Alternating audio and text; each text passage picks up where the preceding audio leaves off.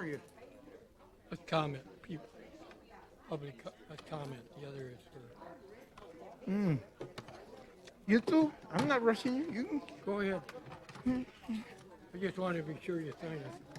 Sometimes people sign it. Right.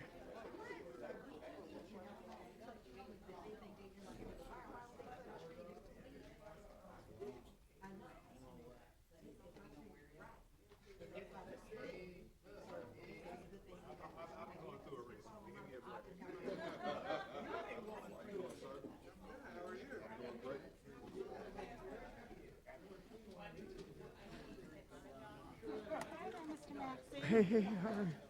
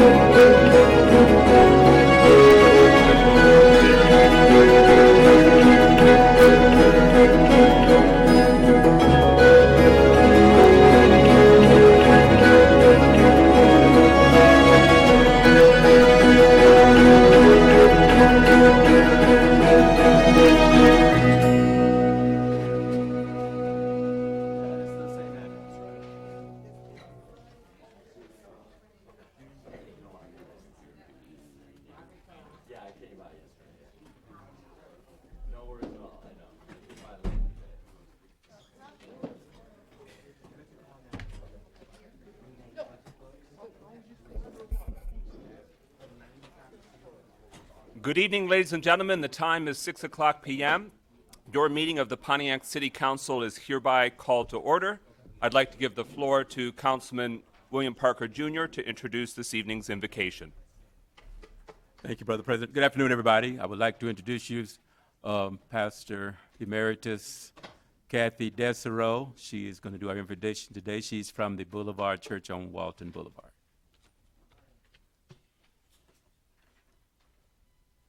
Our Father, we thank you for this city and the people that are in it, because they belong to you. And Lord, we know that you didn't make junk, and you didn't make garbage, and you didn't throw this city away. So we ask, Lord, that as tonight this group of people come together to make decisions for this city, that they make them with wisdom, truth, love, and kindness, and that you're behind all of that because you're leading and guiding. We ask, Lord, that you would fix Pontiac, because you're basically the only one who can. Give us wisdom to make the decisions that make it better. Take away the hate. Take away the racism. Take away anything that makes it not what it needs to be. And help this meeting tonight to be a step in that direction. For we ask it in the name of our Savior, Jesus. Amen. Amen. Thank you. Please rise for the Pledge of Allegiance. I almost said the national anthem. Not tonight.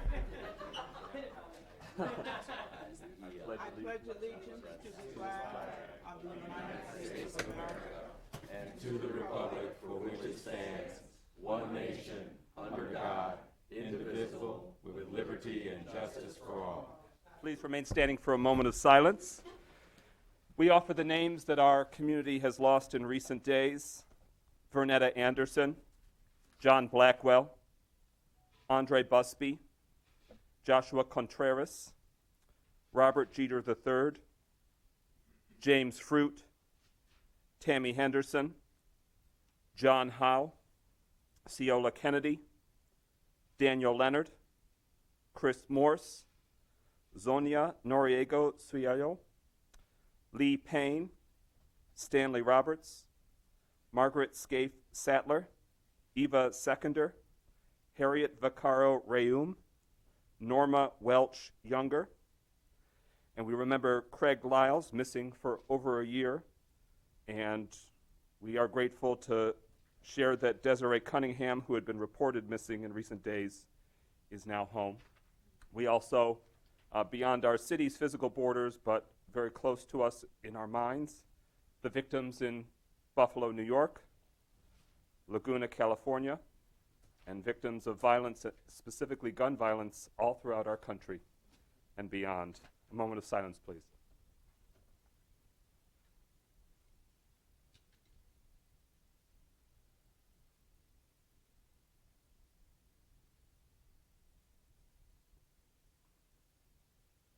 Thank you very much. You may be seated.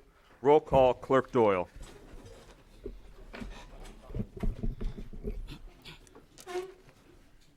Carrington, Present. Goodman, Present. James, Here? McGinnis, Present. Nicholson, Here. Parker, Here. Rutherford. Present. Mr. President, you have a quorum. Thank you. Quorum being established and all members present and voting, can we please have a motion to approve this evening's agenda? I make the motion. It's been moved by Rutherford, seconded by Parker. That motion now before us. Is there any amendment, discussion, change, clarification? Not tonight. Hearing no further discussion, speakers list exhausted. Roll call on adoption of this evening's agenda as presented. Clerk Doyle. Goodman, Yes. James, Yes. McGinnis, Yes. Nicholson, Yes. Parker, Yes. Rutherford, Yes. Carrington. Yes. 7 yeas, no nays. That motion carries. Is there a motion to approve this evening's consent agenda? So moved. Support. Moved by Nicholson, seconded by Rutherford. That motion before us. It's adopting our city council meeting minutes from last week. Not a debatable motion. Roll call, Clerk Doyle. James, Yes. McGinnis, Yes. Nicholson, Yes. Parker, Yes. Rutherford, Yes. Carrington, Yes. Goodman. Yes. 7 yeas, no nays. That motion carries. Are there any elected officials with us this evening that wish to be recognized? Hearing and seeing none, we are now at agenda address. President Pro Tem Carrington, you have the floor. Oh, yes, thank you, President McGinnis. First to the mic is Julia Ruffin.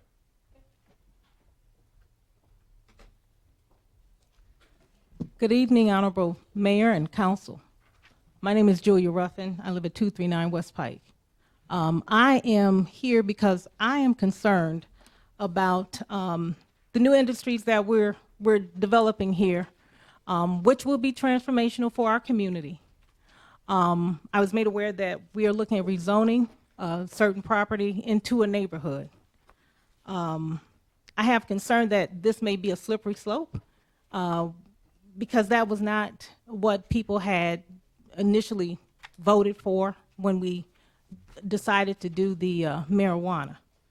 My question is, how are we going to be communicating with the people to make people aware of the nuances and the new things that are happening with marijuana and the special exceptions that are happening in the community? I'm truly concerned about odor. Do we have an odor ordinance? What are we going to do about odor? I mean, we have an opportunity to do some amazing things with the new industry and the new economy that's coming to this community. I want to make certain that we build it right. We consider health of the people, that we consider green infrastructure, sustainability, that you all communicate with the community in a way where we know what's going on in a more aggressive way, because again, this is a new industry. We need to make sure that we have an odor ordinance, environmental ordinance in place. I will say that we have an opportunity to do some transformational things with this industry. And we want to make sure that we have the right people at the table and that the people in the community are at the table. I will say that I had the opportunity to see the rendering of what is being proposed in that area. It looked great, but I still have questions regarding the odor. I still have questions about how things are not being communicated or being communicated to a certain few. I think that the city should be more proactive in communicating to the community what's going on with this new industry that's coming to our community. And I'm hoping that we will look to create policies and create strategies to educate the people about these industries. I think that, to the credit of the gentleman who is looking to have this plant growing marijuana facility in the community, he did try to reach out, but I think it has to be more of a city opportunity because the community needs to know. Thank you. Thank you, Ms. Ruffin. I don't see Mr. Kermit Williams. Is he here? Okay. Mr. Brian Keelan. Thank you. First and foremost, how you doing? To everyone, honors to everyone that's here. I am the son of Evelyn LaDuff, Mr. Brian Killian Bay. I'm here also wanted to express some concerns about how we're going about with our planning commission and our marketing as far as moving Pontiac forward. We have a different, somehow I'm in the neighborhood of the west side of where this facility is going, but I knew nothing about it. So it's a lot of us that was at a meeting Saturday that expressed to the mayor and Ms. Rutherford of these concerns. So I wanted to address everyone with them. And I do think we need some more transparency or some more marketing, either from the city or the different companies that are coming in that need these special rezoning issues or situations. Here it is. If we're going to move positively forward for Pontiac, we need to be transparent. We need to get back and be better with our community, because it could become down to health issues. It could come down to it's just not conducive for our neighborhoods. because I am one of those that once I came returned here, I voted for that situation. However, it still should be regulated as such that was conducive to make Pontiac go forward. So I am wanting the council to understand we need to address some of these concerns, not to really hold up far as hold businesses hostage, but let's be truthful. Let's be transparent and let's be marketable so we can move forward. Thank you. Thank you. The next name is, I believe, I can't really, last name it says Hatter.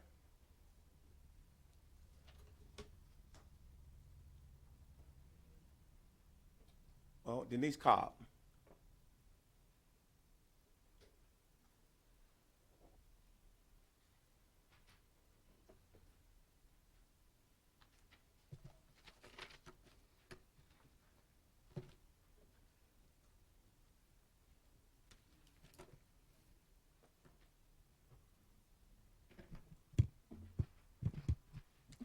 Good evening to the entire council.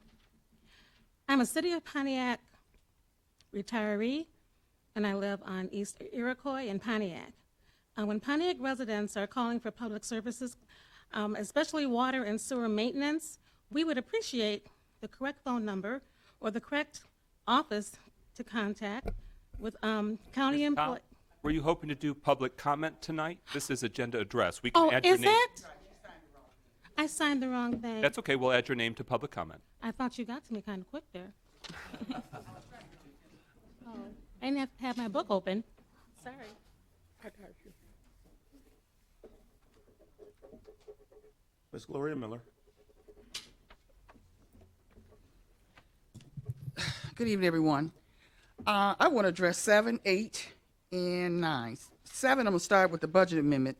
I will repeat saying to the residents, because obviously no one here is listening to me, the ones out there in TV land listening to me, you can't do a budget amendment when you haven't done your forensic audit and know how much money you got. And I noticed this administration is doing a lot of it. You have a new budget that's forthcoming in the next 5 to 6 weeks. Why do all these budget amendments right now when you don't know really where you're at until the audit is done?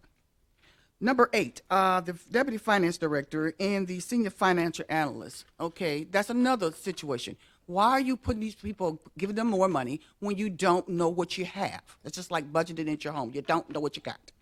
So this administration, it's like they're going backwards to me. I don't understand this. Number 8, the rezoning of the light manufacturing in condition. When I seen that, I thought, wow. Okay, now one thing the 10th Council did do, wouldn't allow any of this stuff to go into the neighborhood. We just wouldn't do that. We wouldn't do that. And when I seen that coming on and I want to bring this up to the neighbors and all the residents in the city of Pontiac. Speak up, because that's how we got a lot. I got people in here fussing about M1.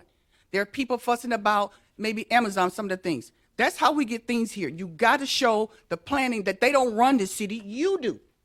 There's a lot of things go under the radar that goes under the people and they don't get to you by design.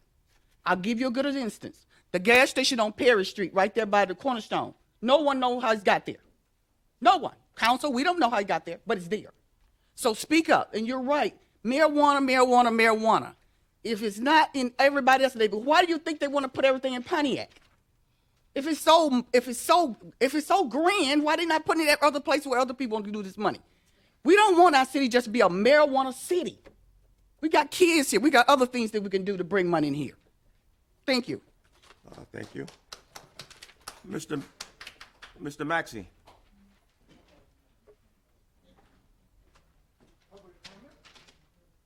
This is an agenda address. Agenda address, sir. Did you meant to be? Public comment, right?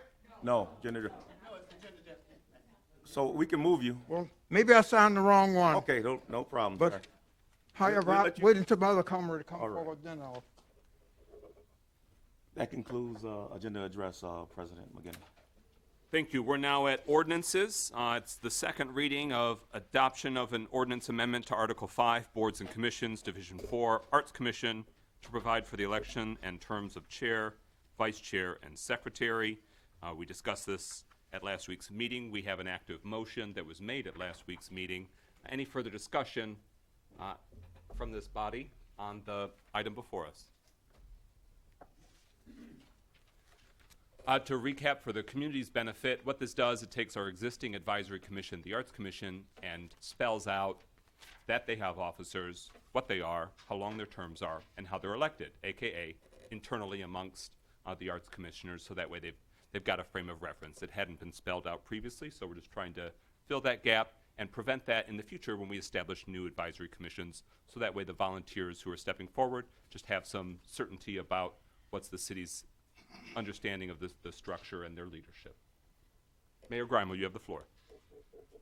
Thank you, Mr. President. I don't want to be overly technical about this, but I know that the way the proposed ordinance is worded, it says, at the first regular meeting after the implementation of this ordinance, and subsequently at the first regular meeting of the Arts Commission held each calendar year.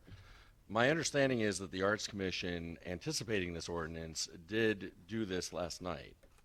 And so the way this technically reads is that they would have to do that again at their next meeting, because it says at the first regular meeting after the implementation of this ordinance. And so I wonder if it might make sense to have some sort of amendment like no later than at the first regular meeting after the implementation of this ordinance, or just eliminate that at this point and say at the first regular meeting of the Arts Commission held each calendar year, or something like that. But you may understand what I'm driving at here. Yes. Others that wish to have the floor?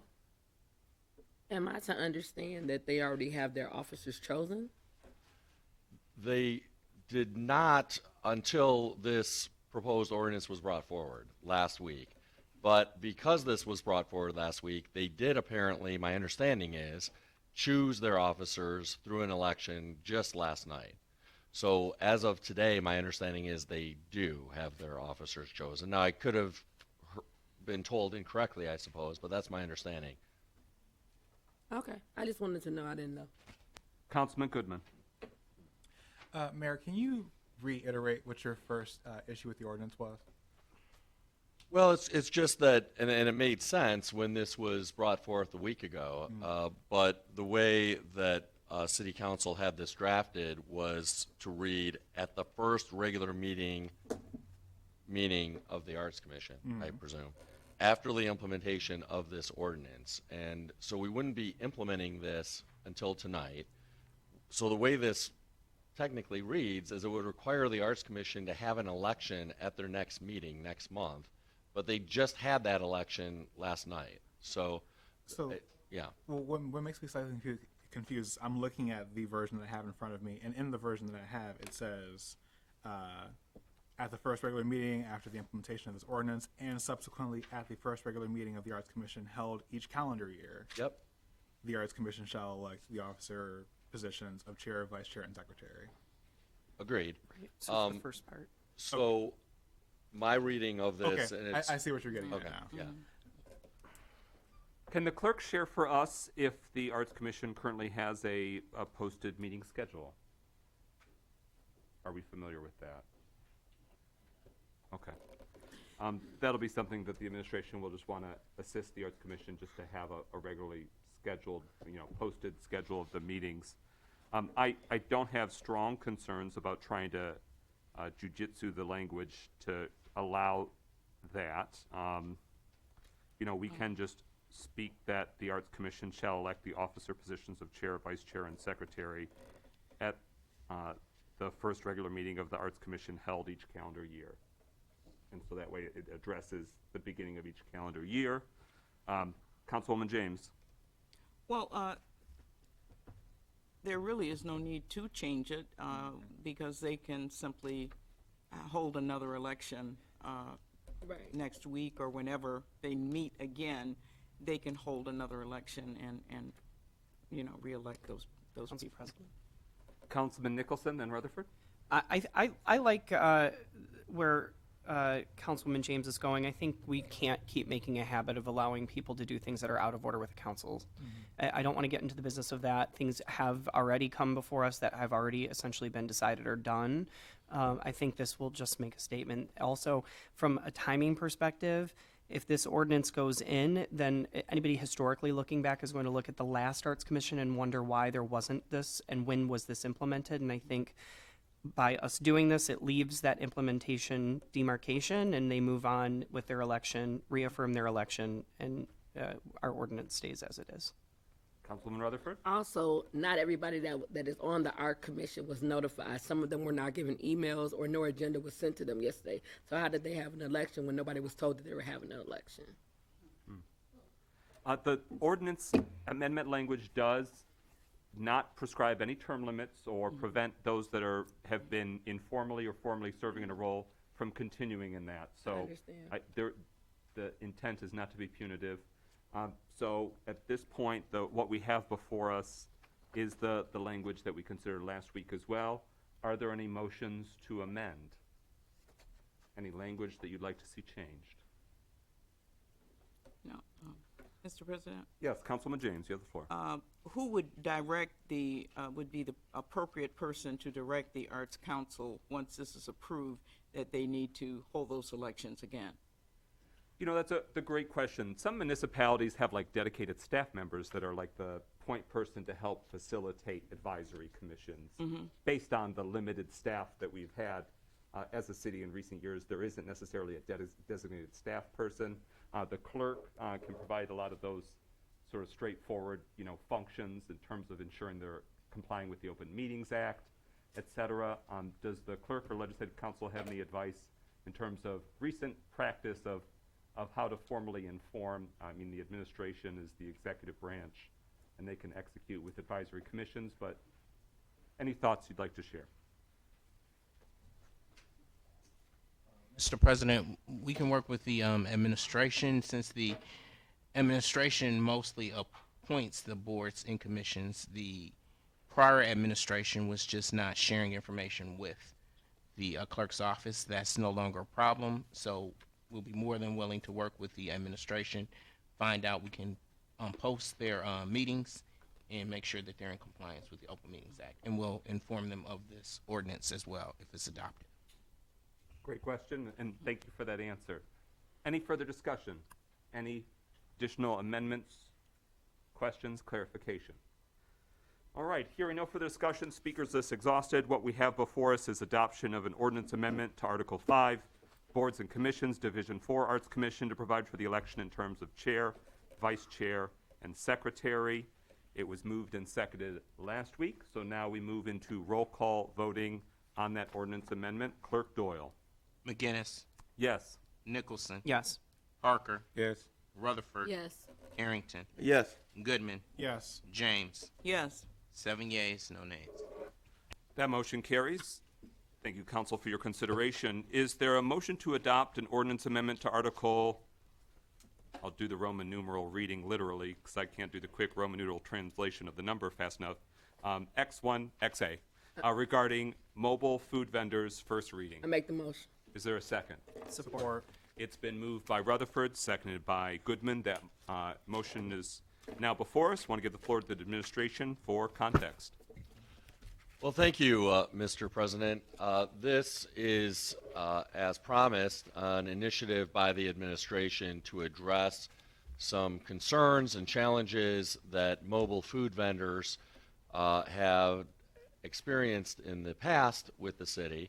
As you may recall, a entrepreneur who operated a barbecue stand had attempted to get a business license through the city, and this was probably a month or two ago, and was told that we didn't have a ordinance whereby a barbecue stand really fit under for purposes of obtaining a business license. So I learned about that later that same day, and the very next day issued an executive order saying that barbecue stands and mobile food vendors fell under the mobile food vehicle ordinance, but that was always designed to be a temporary measure until we could bring forward a proposed amendment to the mobile food vehicle ordinance to make it clear that it applied to all mobile food vendors. And this is now bringing forward that proposed amendment to the city's ordinance to make it clear that we welcome all mobile food vendors, including barbecue stands and others who are stationary as opposed to food trucks or food vehicles.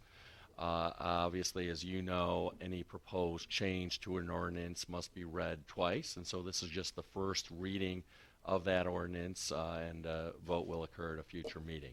We certainly welcome any questions that the council may have for the administration around this, and if you have any questions, we're certainly happy to answer those to the best of our ability.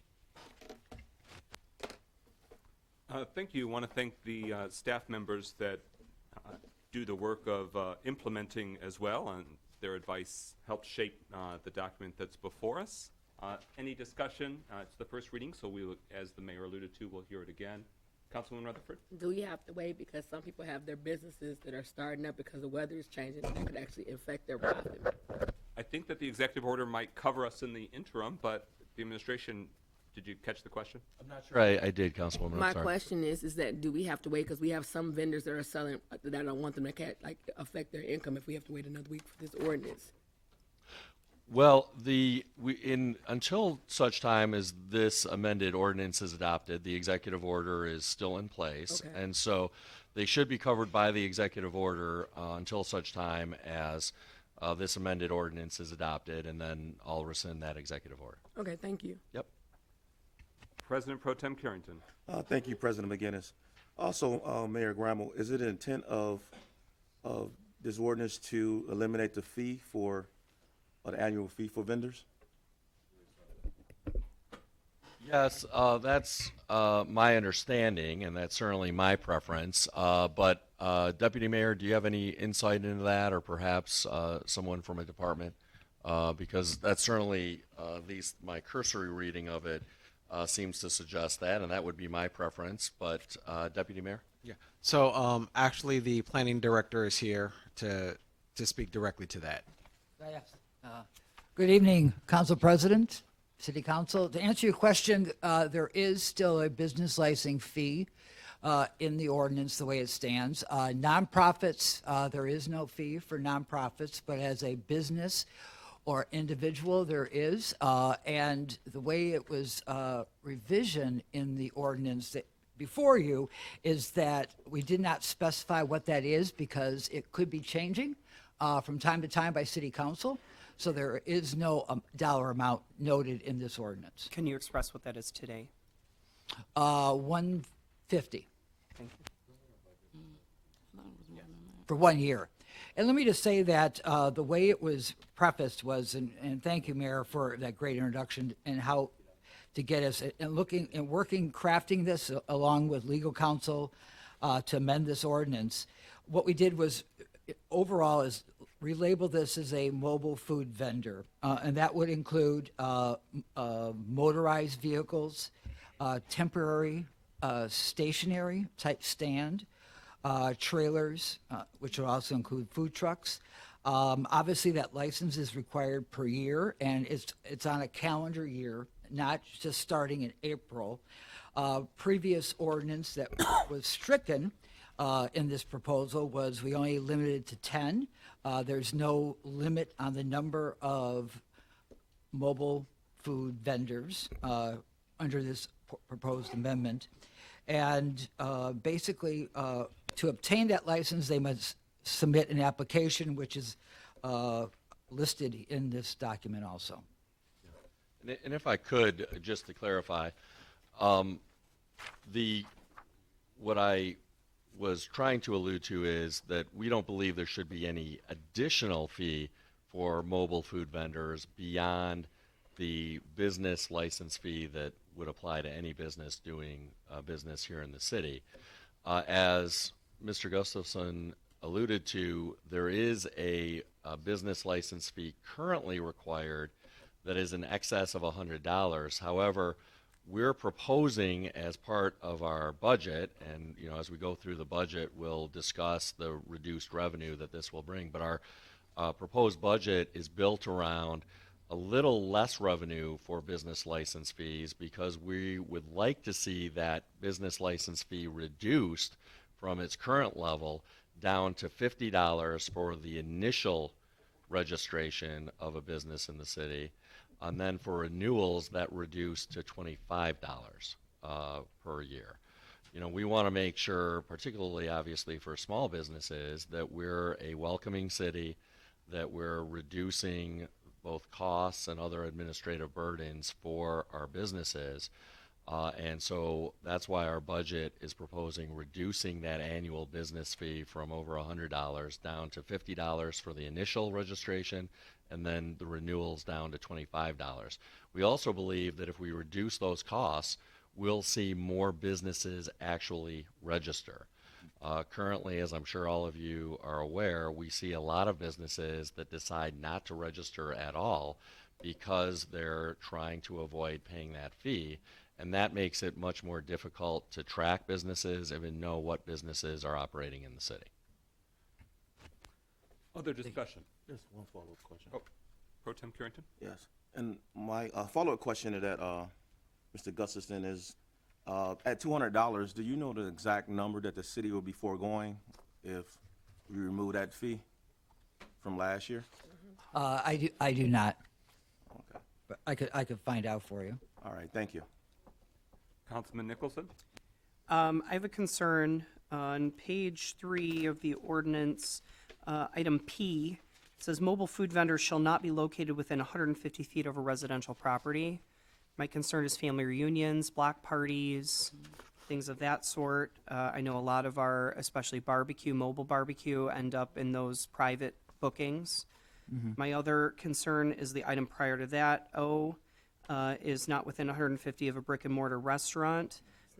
This would impact Charlene's in our downtown, as they do have food trucks outside of that. I know that Fillmore is across the street, so that would make people have to walk 150 feet for soul rolls, which is one of our more prideful food trucks that's out in the area that's doing a lot of good business. Okay. Want to make sure they can stay operating in a way that is makes sense for them. And then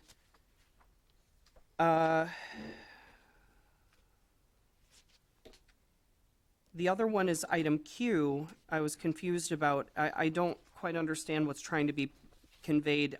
It just says operating a mobile food vehicle on private property. Is that must be operated on a private property? Is that? I think that's the header and then the 1, 2, Correct. numbers Oh, below okay. it. Yes. And describe Okay, like, yeah, maybe if we can format it. format it differently, I think that's a little Okay. Good. off. Good catch. Yeah, so those two are my concerns, are just I understand the sentiment behind it. I do think that the application is going to be troublesome. Councilwoman James? Yeah, in reading through it, I'm wondering, did we benchmark this with any other community or, other ordinances of this nature? Because it does appear to me to be unusually restrictive. And I think, let me give you an example. On 261035 regulations, number C, it says that no mobile food vendor shall provide or allow any dining area within 10 feet of the mobile food operation, including but not limited to tables, chairs, booths, stools, benches. See, this is really it's really not consistent with our objectives of creating placemaking initiatives and opportunities within the city. To give you an example, I would like to see us do right now, Oakland County, where do they sell the food? They sell the vegetables out there. The Farmers market. The farmers market has a food truck Friday that they allow the food trucks to come in, and it's a placemaking activity. I'd like to see us do something similar to that in a park, where we invite 5 or 6 food trucks to come in, But in order for something like that to really work, you're going to have to be able to provide some kind of temporary, portable seating so that people can engage and enjoy themselves. So this, to me, is a little restrictive, and to me, it's inconsistent with what I hope to see, you know, our goals in developing more placemaking in this city. Right. Point well taken. I guess my question would be is the way the ordinance reads is that that vendor would not be allowed, but I think what you're saying in a park or even at UWM and their pavilion on every day of the week, you'll see 5 or 6 food trucks, transient food trucks. They're coming in and they have a pavilion where that seating is, that placemaking space has already been set up.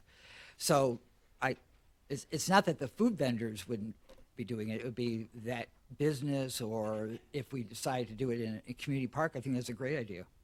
I also wonder, Vern, or Mr. Gustafson, if maybe you can shed some light on this, but, you know, 10 feet is a pretty short distance, so I don't know what the rationale was behind this, but I do wonder if it was a safety concern in terms of being in such close proximity, basically to a kitchen.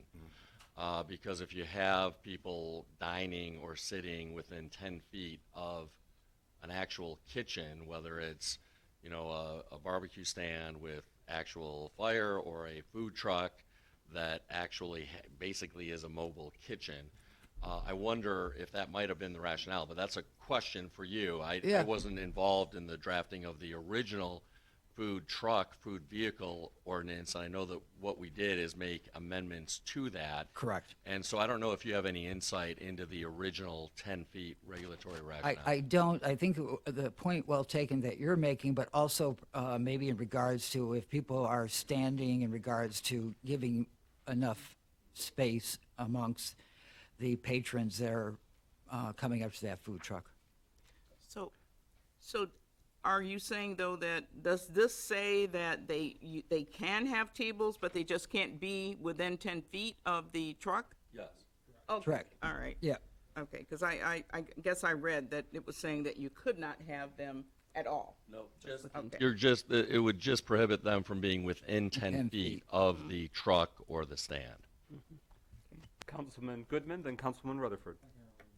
Oh, Councilwoman Rutherford? So in 1035 section E, where it says no mobile food vendors' vehicles shall make or have any unreasonable excessive noise. Most of the food vendors have generators that is hooked up to it, so that can't apply to them. And also, it says that you can't have music. Some vendors use music to attract their patrons, so doesn't that cut down on their actual attraction? Because if you play music in a certain area, let's say Joslyn, Auburn, M59, folks gonna stop and say, come get some barbecue, it's like a commercial. So aren't we inhibiting them if we cut that out? And then lastly, it says that it cannot be a high decimal sound. So are we now finally endorsing the noise ordinance on food trucks, or are we going to endorse it on everybody else, including food trucks? It's our chapter. Well, maybe I can answer that a little bit, which is, I think this is just referencing the existing noise ordinance. And as I've said publicly and privately, we should be enforcing our existing noise ordinance in all circumstances. And so I believe that the Chapter 58, Article 4 that's being referenced is just the standard noise ordinance that exists in the city. Okay. And we didn't add that as part of this proposed amendment. That was in the existing ordinance relating to food trucks, food vehicles, that is being amended to do a number of things, including allowing for food stands, including barbecue stands, to be included. So that's nothing new. That's just, we generally want to make sure that all business establishments, all residents are abiding by the city's noise ordinance. But I'm referring to not just the music, but I'm referring to the generators, because they use the generators as well. So now I don't understand how they're going to keep their trucks rolling if they're going to be judged on that. So that's why I'm asking this question. Yeah. Because Soul Rose use generation, Skull use generator. Everybody I know use a generator. I'm no expert on the decibel levels and what it means, but my guess is that the normal generator probably is below the maximum decibel. I just want to make sure that Exactly. it's something new. Thank you. Councilman Nicholson, then Parker, then James. I'm wondering if this though gives us the opportunity when we have things like park events or festivals for the special exemption permit. Would that be the route to go if any of these, like if there was a block party or if there was, they would just have to then outside of that apply for a special exemption permit? That refers to regards to depending on where it's zoned. Right. You Those know? were my two questions were about the residential 150-foot Correct. issue. And But if you look on, let's see, it's not page.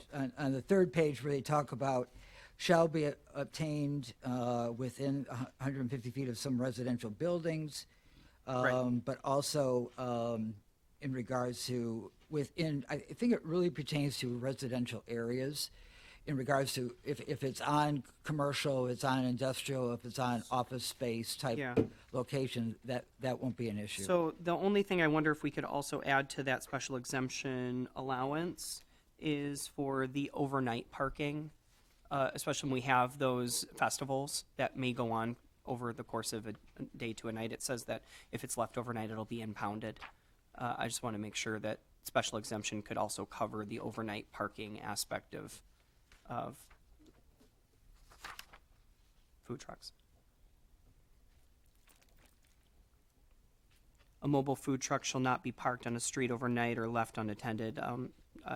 It's I on page 3. Unattended vehicles and private lots overnight shall be considered a public safety hazard and may be ticketed and impounded. Right. So if the other things, the parking, the where that can exist is, covered by special exemption, I think parking would make, or an overnight parking would make sense too. They'd just have to apply and give notice that it's going to be there.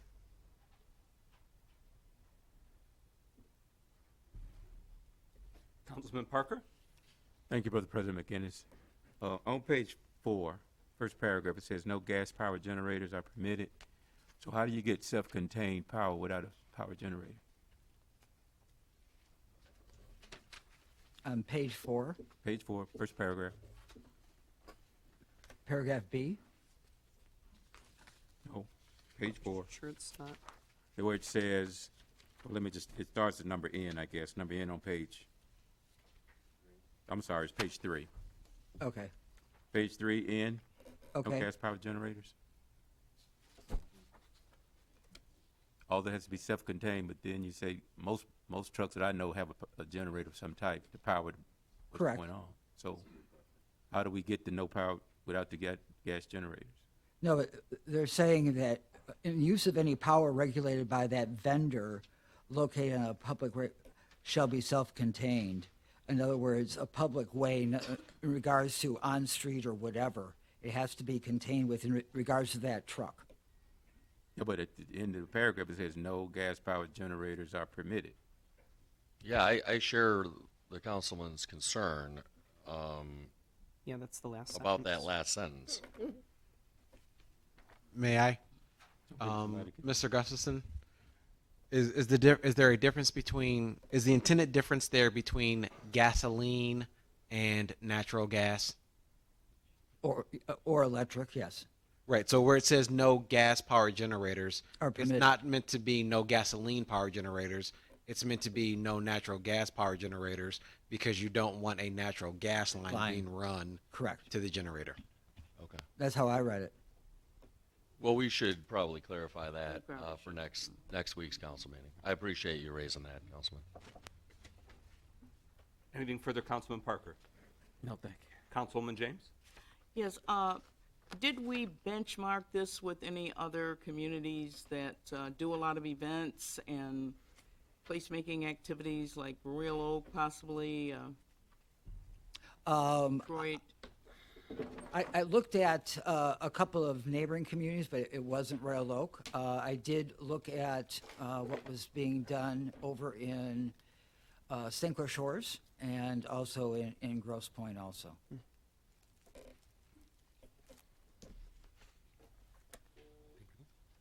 We can certainly look at some of those communities, though, Councilwoman. Your point is well taken, and St. Clair Shores may do some of this. I certainly don't think of the Grosse Pointes as being on the cutting edge of placemaking with mobile food vendors. So your point is well taken, and we'll pull ordinances this week from Royal Oak, Detroit.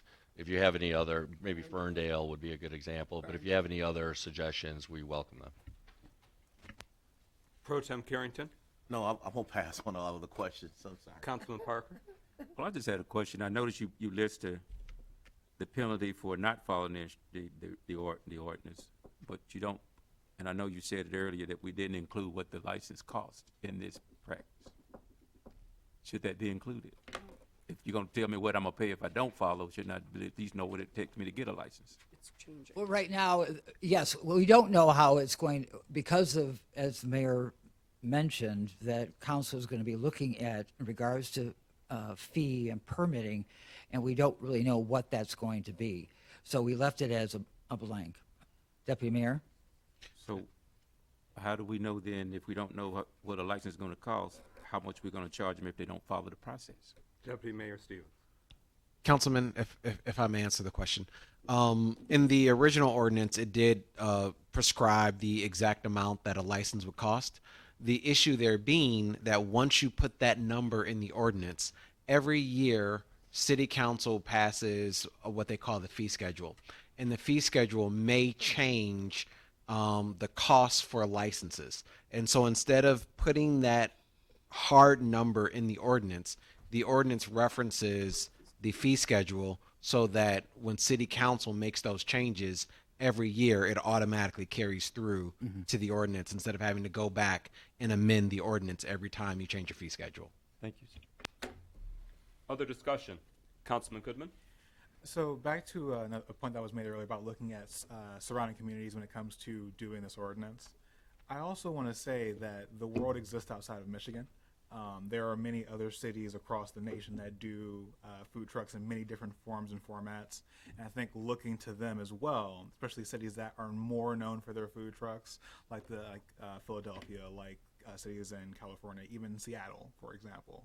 And they all have their own scaling from more strict to less strict. But I think looking to cities that have a higher propensity of food trucks and that are known for them may be a good place to look outside of just Michigan. Councilman Nicholson.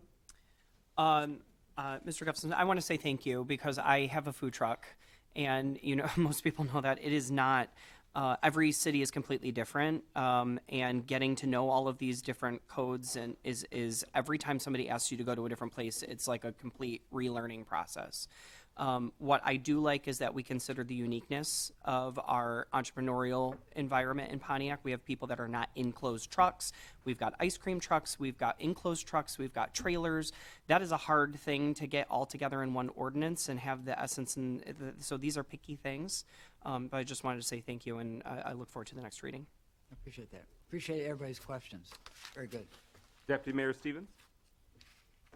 To council in general, as we look forward to making these changes for next week, I have a couple of clarifying questions and just statements in general.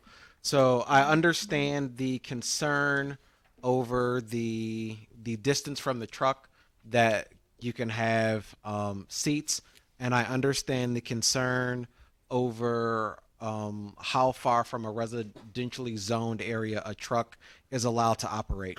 I will say that both of those were put in there from the concept of trying to make sure that mobile trucks did not infringe on residential living, right? So these are still commercial activities, and the idea was to keep them in commercial areas and not to have the trucks drive into a neighborhood, pull out, temporary tables and chairs and say, hey, I'm a restaurant right here every day in the middle of your neighborhood. And so as we look to make those changes, I would like to know, as you think about that as the concept of why that was put in there, I would like to know a little bit more what you're looking for as we make those changes. I brought that one up. I think the special exemption process would speak to that. I would just say the exemption fee is going to be problematic because if I'm considering whether or not I'm going to bring my truck to a block party, as long as that fee is affordable, it would help me be able to say yes and encourage and support the block parties. Pro Tem Carrington? Well, thank you, President McGinn. I think it's important that, as Councilman Nicholson said, it's concerning an exemption for special events. But I also want to make sure that this council will understand that people do live in these neighborhoods. And we used to also take in consideration noise and a lot of things that happen when trucks come into neighborhoods. So I just want to make sure that we understand that as well. My final question is, thinking very practically about Auburn Avenue and South Jessie at that intersection, that corner is, I anticipate, zoned commercial or has some designation that allows commercial. So does that 150 feet from residential not impact that because of the zoning of that corner? Or do we have to literally start measuring from the near the sidewalk at Auburn and South Jessie to the closest house? That is a great point, and we will make sure we check the language on that. Councilman Rutherford. I just have a question. So the churches that sell dinners every week, they got to get a permit as well? Mayor Graham. Well, Commercial kitchens. I'm talking about the ones I'm talking about Yeah. Monument, talking about New Mount Moriah, talking about those churches. They got to get a permit now too. I think the answer to that is yes, but they're exempt from having to pay a fee because they're a nonprofit. Okay. Thank you. Is that accurate, Mr. Gustafson? That is correct. Thank you. Other discussion? This is the first reading. There will at least be a second reading, but there could be more. We can keep refining and finessing, and we're grateful to the administration for the executive order to allow us that breathing room where it doesn't adversely impact the vitality and the commerce that these mobile food vendors are bringing to our entire community. Thank you. I want to reiterate what Councilman Nicholson shared, Mr. Gustafson, for your work and other staff members and community members that helped shape what's before us. Hearing no further discussion, we move now. Is there a motion to adopt the resolution supporting Michigan House Bill 5013 to ban no-knock warrants? So moved. Support. It's been moved by Goodman, seconded by Rutherford. Give the floor to, so that motion's before us. Give the floor to Councilman Goodman to read the resolution. Yeah, so the resolution that we're reading today is supporting Michigan House Bill 5013 prohibiting no-knock search warrants. Whereas no-knock warrant is a search warrant authorizing police officers to enter certain premises without first knocking and announcing their presence or purpose prior to entering the premises, and is currently a legal option in the state of Michigan. And whereas there have been multiple instances nationally and in Michigan of administering no-knock warrants resulting in injury or death to citizens in their homes, asleep in their beds, or visiting family members. And whereas House Bill 5013 has been introduced in the Michigan House of Representatives during the current legislative season, which would prohibit the use of no-knock search warrants in Michigan, and Pontiac State Representative Brenda Carter has co-sponsored House Bill 5013. And whereas House Bill 5013 has been referred to the House Committee on Government Operations, where it awaits further consideration and action, now therefore be resolved, the Pontiac City Council hereby expresses our strong concern over the continued use of no-knock search warrants by law enforcement in Michigan. And further resolved, the City Council formally supports the passage of House Bill 5013 by the Michigan House of Representatives and by the Michigan State Senate, and enactment into law with the signature of Governor Gretchen Whitmer if it is able to reach her desk.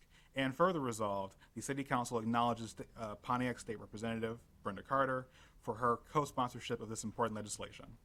Pontiac City Council, Pontiac, Michigan, May 17th, 2022. Thank you, sir. Any discussion on the motion before us? Councilman Goodman. As per usual, when I speak, it's about usually something I'm either against or in favor of. And I think this is one of those moments where I'm very much in favor of council passing this. We have seen in very recent memory the outcomes of no-knock warrants, especially on communities of color such as Breonna Taylor and Amir Locke. Years ago, there was a situation that happened in, I believe, Cornelia, Georgia, that led to a baby being disfigured and having to go through millions of dollars of surgeries, being put into a medically induced coma, and suing for $3.6 million. We've gone from having around 1,500 no-knock warrants being issued every year to over 60,000 being issued annually since 2010. And a majority of them are in search for a now legal substance in many states. We are at a point where there has to be a massive transition in how we go about doing things in this country. And from council, I think this is a very simple first step that we can do to push the needle in the right direction. Thank you. Other discussion? Hearing no further discussion, speakers list exhausted. Roll call on the adoption of the resolution. Clerk Doyle. Parker, Yes. Rutherford, Yes. Carrington, Yes.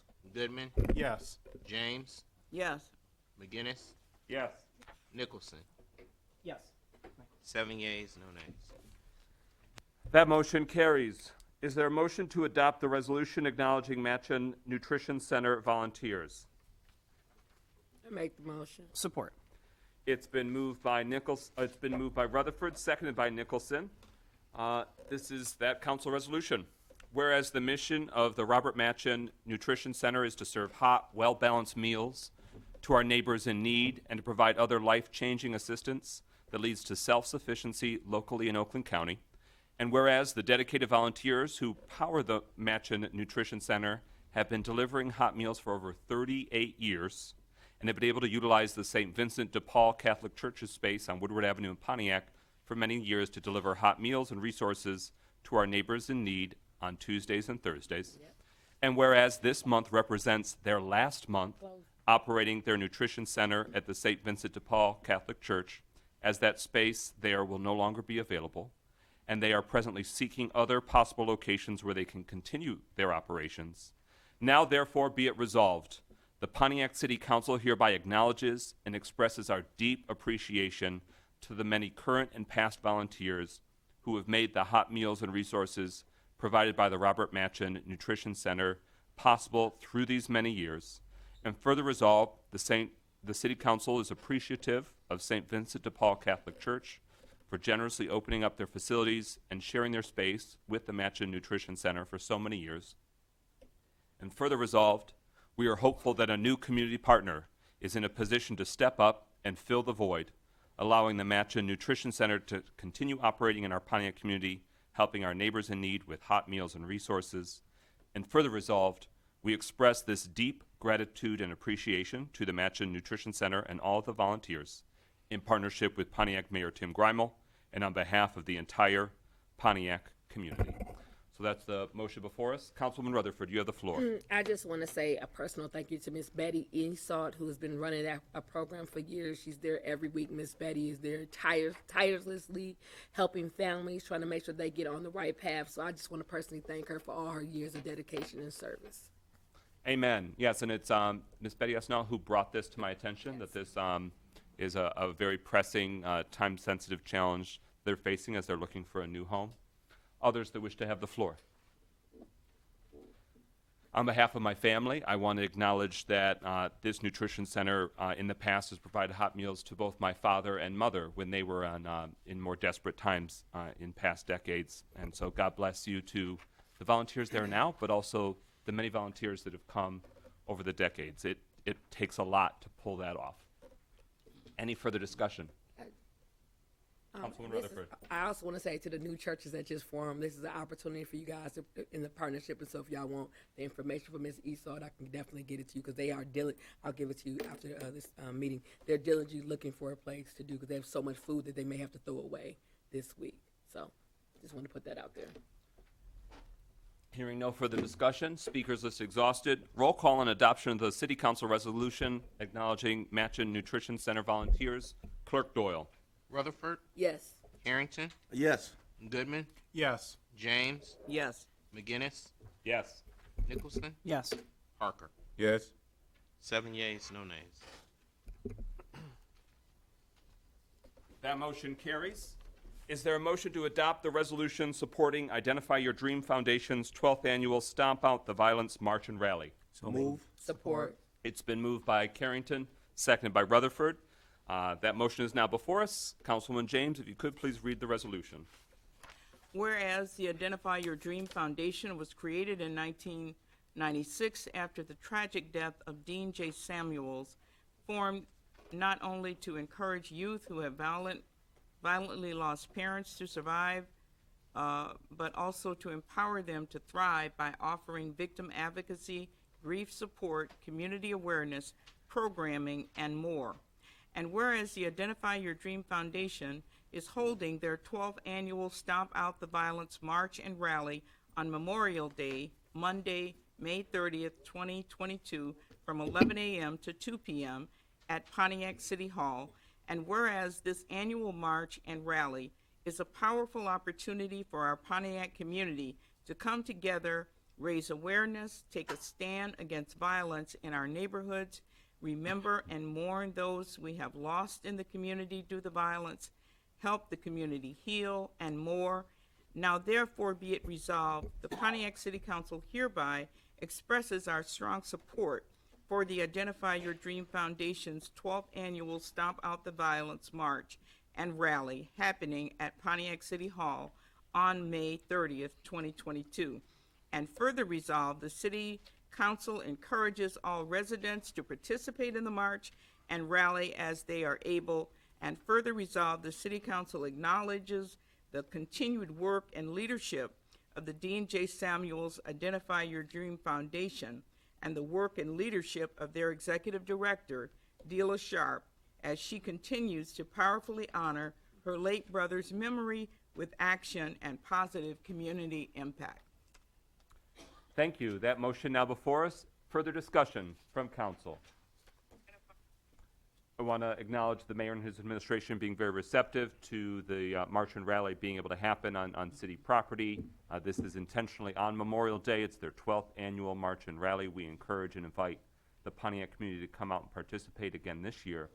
And you can find out more about the foundation not only through online and reaching out to Executive Director Dealah Sharp, but they do have a display in the main lobby of City Hall as well for the month of May, very intentionally because of the timing of their march and rally. Any further discussion? Well, let me just say that Councilwoman James. These acts of violence affect all of us. We were not at the incident that happened at the grocery store. And it didn't happen to us, but it's almost like it happened to us because we are all so deeply affected by the violence that seems to be escalating in our community. So when we come together as a community for activities like what Ms. Sharp is doing, you know, we are acknowledging that shared pain that we are all feeling. We all want to see this go away, and it doesn't seem to be going away. But we definitely are all feeling it. We are all sharing it. So we need to come together and really talk about what we can do to end this violence in our city and in our nation. Amen. Others that wish to have the floor? Thank you. That concludes the speakers list. We move now into roll call voting on adoption of the resolution supporting Identify Your Dream Foundation's 12th annual Stomp Out the Violence March and Rally. Clerk Doyle? Harrington, Yes. Goodman, Yes. James, Yes? McGinnis, Yes. Nicholson, Yes. Parker, Yes. Rutherford. Yes. 7 yeas, no nays. All right, we are now at an item that was postponed from last week, so it's already been moved and seconded. It's a resolution to approve the decertification of Franklin Road between Woodward Avenue and Franklin Road on the southwesterly side of CNRR, fund slang for Canadian National Railroad, for a total length of 291 feet. Mayor Administration, you have the floor. Yeah, thank you, Mr. President. I know that there were some questions last week regarding this item and a desire on the part of City Council to receive some additional information, including some aerial views of this location to better put this in context, as well as some greater explanation about what is required by Public Act 51 in terms of the maintenance of these maps and these designated roadways. And also, finally, a little bit more about the history of how it came to pass 20-some years ago now, 21 years ago, 22 years ago, that the city decided to eliminate this stretch of public roadway. And so that information was provided in council's packet. I don't know, Director, if you have anything to add to that, but we welcome any comments that you have. Yeah, I don't have a whole lot more to add than what was in the packet there of basically, what decertifying a road is and the information I was able to find on the reasoning behind us taking that road out of service, which was for some grant dollars or some credits towards some bridge repairs for us to remove our grade level railroad crossings. Anyone further wish to have the floor? Councilwoman James. Yeah, first of all, I want to thank you for taking the time to add this detail, which was very helpful and really answered all the questions about it that I had. The one thing that I would say, which really doesn't affect the vote, is in general when these things happen, I'd like to ask management, when these things happen, are these decisions made, to decertify a property or two? Are they made by, say, the department itself? Are they made in conjunction with planning and the executive office? In general, how are these decisions made? Well, I'm going to allow Deputy Mayor to get into the details about the internal process and the And executive I know he branch. wasn't here at that time, but I'm just wondering, these are kind of big things, and I'm just wondering, what's the process? Is it just DPW that makes these calls, or? Well, I was going to emphasize, at least my administration would never do this without bringing something before council to approve a decertification or vacation of right-of-way. In this case, I don't think the right-of-way was vacated. I think the road was decertified, but that's a question really for the director. And the difference there is that we still may have right-of-way rights there and just eliminated the actual roadway. But you might have more insight into that in this case. And in terms of the history of how this happened, your guess is as good as ours. But Deputy Mayor, I also want to give you an opportunity to talk about the internal processes on the executive side that might lead to a proposal to either decertify or to vacate a roadway.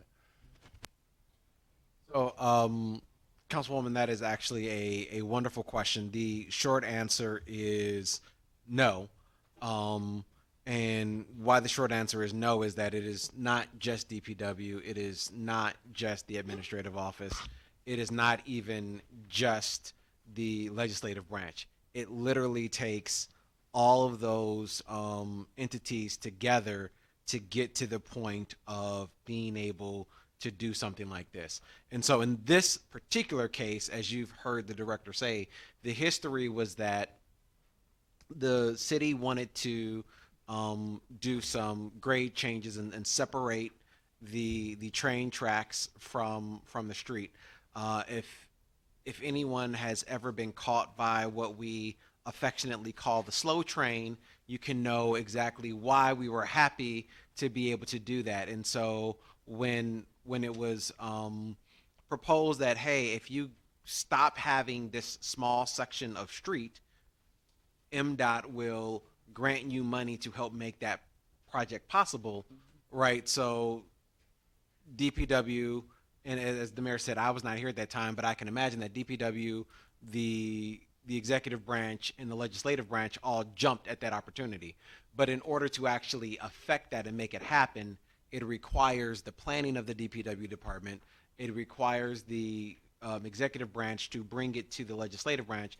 But most importantly, it actually requires the legislative branch to make an action to go forward and make it an actual legally binding event, which all of these years later, you're finally actually making it a legally binding event, which I would imagine if you go back and look at all of the records that it was brought before council, council said to do it, but it was never acted on in the final form that it needed to be acted on.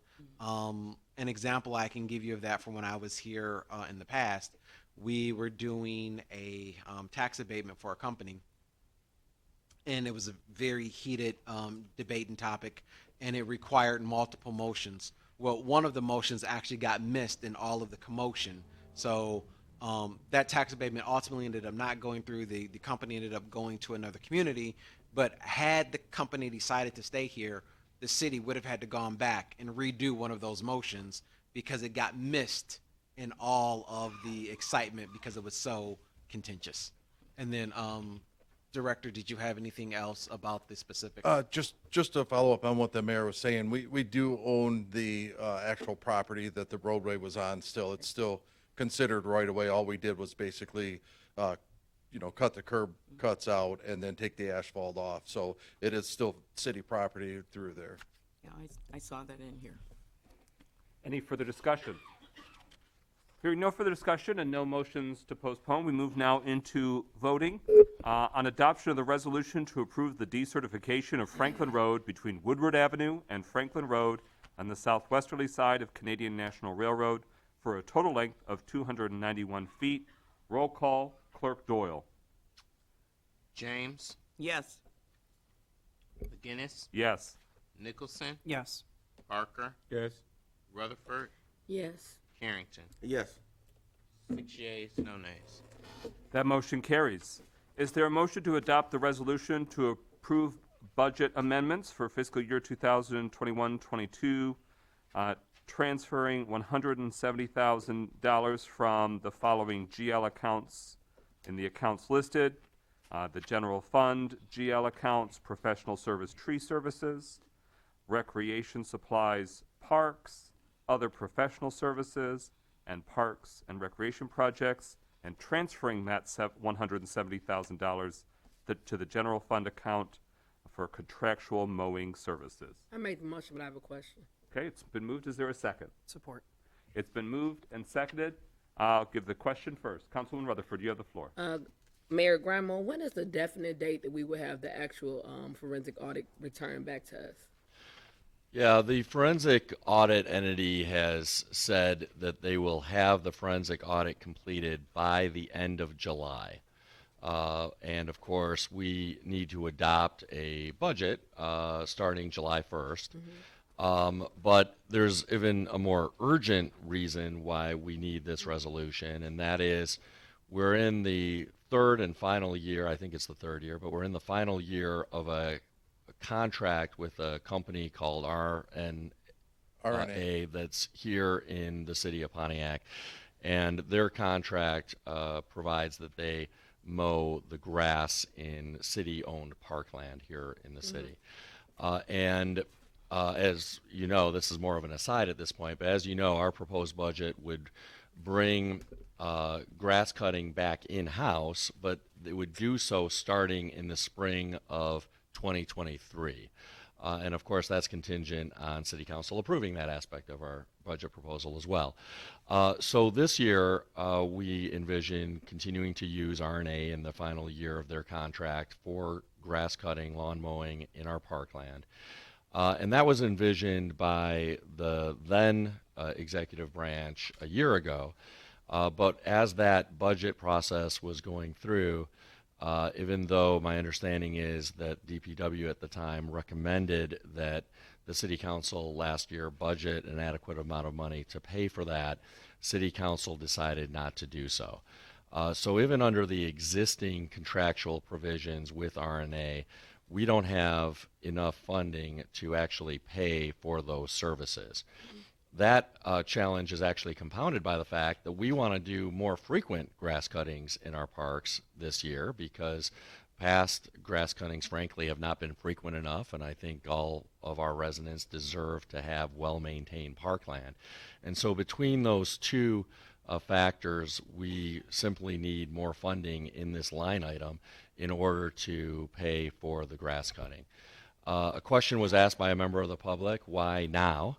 And the answer is twofold. We feel very strongly that we want to bring proposed budget amendments as soon as possible in a timely way before council. because we don't want to spend money. There are going to be unavoidable situations perhaps where something unexpected comes up, but we want to try to make sure that we have approval by City Council in advance of having to make payments. That's the proper way to conduct ourselves. And number two, if this doesn't happen until the end of July, we won't have enough funding to pay for grass cutting in our parks. And I don't think our residents should go the next several months without having adequate grass cutting in our parklands. Acting Director Cooley, do you have any additional information to share? No, I think that was put very well. As currently there's money in the major roads and the local roads to do some right-of-way cutting for those areas, but the park area is what is actually, I believe it's in a small deficit right now, and we need to move these funds over there so that we can continue cutting the parks for the rest of the year. Councilman Parker, then Nicholson, then Carrington, then me. Thank you. As I looked at this, one of the things I read in the ordinance or the resolution was that it says that the remainder of the cost will fall into the next fiscal year. So has this been included in the budget that we are now reviewing? This amount? Yeah, this will get us to the end of this fiscal year, and then there's money in the next fiscal year that'll take us through the rest of the summer. Okay. Councilman Nicholson.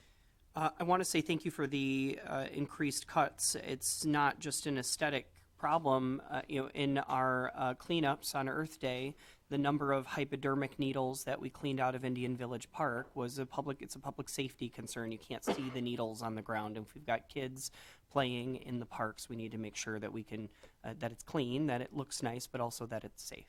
So I think this will certainly help with that problem. Pro Tem Carrington, then Councilman Rutherford. Mr. Cooley, how you doing tonight? Thank you. I'm doing well. I got a quick question concerning the city's right-of-ways and how often are you guys planning to cut those? We definitely have an issue in the 6th District where grass is overgrowing, stop signs, and it's definitely a safety hazard. So I'm just wondering how often your department would be. You got going grass through the taller district. than stop signs? Yes, we do. So typically, those areas are not handled by this contract with RNA. Those are stuff that we do one-off cuttings on, and they're typically done once a month, and they're done by a local person here. And if we have those called into us and we have some issues, then we can get to those quicker and more often if they're needed. All right, thank you. Councilman Rutherford. So, Mayor Grandma, you said recreational supplies for the parks. Can you elaborate on that? And also, you said $20,000 for the professional services. Can you talk about what professional services we will be actually allocating for if we are to award the $20,000 for the services? Yeah, so I didn't mention that in my verbal discussions, but this is about which line items money is being moved in and out of. And obviously, in order to approve a budget amendment to allocate the funding to the needed line item for lawn mowing in our parks, we need to move it out of other line items that currently exist. This is maybe a little bit beyond the expertise of Director Cooley. I don't know if we have our finance director here or if you, Deputy Mayor, have some insight into this, but I'll turn it over to you. So Director Cooley and I looked over this. So with his recommendations, we suggested moving money out of items that he did not believe he would actually expend to capacity before the end of this fiscal year. We also made sure that money was actually left in those line items in case there was something that came up before the end of this fiscal year that he would actually need to be able to still expend. And so when you see that money is coming out of other professional services, it's just saying, I'm going to spend less money in other professional services and more money on grass mowing. Yes, but the reason why I'm asking this is because our Dunlap Park could use some funding, so why are we taking $66,000 out of recreational parks? I'm not understanding that. I don't understand how you guys thought that would be, acceptable. Yeah. So again, we could leave the money in the idea that we're going to buy equipment for the parks, or we can cut the grass in the parks. We couldn't do both, or you could do both and take the money out of fund balance. But again, the idea was that there was more money allocated for buying equipment than we anticipated we would actually spend before the end of this fiscal year. And just to amplify that point, as the deputy mayor said, we are leaving some funds in these accounts, but even more importantly is, as you know, we are seeking some private funding to make some needed improvements at our Dunlop Park. And I know you and I have had some conversations about that, and you and I have both talked with that potential private donor. So we'd like to try to conclude those discussions very soon. I know that that is a very important need and a long overdue need. Others that wish to have the floor? My question, I just wanted to more so provide context for the community. The mayor shared in terms of that the previous administration had asked for additional funding to fulfill the need. As the community is likely well aware by now that in the last almost 6 months, we've seen a number of different funding items where the former mayor was very cavalier, which is a very fancy word for very bold, in how she was utilizing the authority granted by the city council with adopted budget line items and how it was spent. And so Legislative Council Sharp had shared with council leadership, this was one example where the city council was certainly committed to seeing that parks be maintained and grass cut, but that they did not want to overfund it in a way that would then be redirected or diverted not for that intended purpose. And so it was an intended check and balance, and this is sort of a now seasonally very time-sensitive matter that's before us. So I just want to give that context for council, since the council staff that had been there on the ground at that time was able to give that context for us. Any further discussion? We have a motion that's before us that takes funding from various general ledger accounts and redirects it to contractual mowing services in the total of $170,000. That's from professional service tree services, subtracting $64,000, recreation supplies parks, subtracting $66,000, other professional services, minus $20,000, and park and neighborhood projects, minus $20,000 rather, and that transfers, it equates to $170,000 that can be now reapplied and reallocated specifically for contractual mowing services for the balance of the fiscal year. Any further discussion?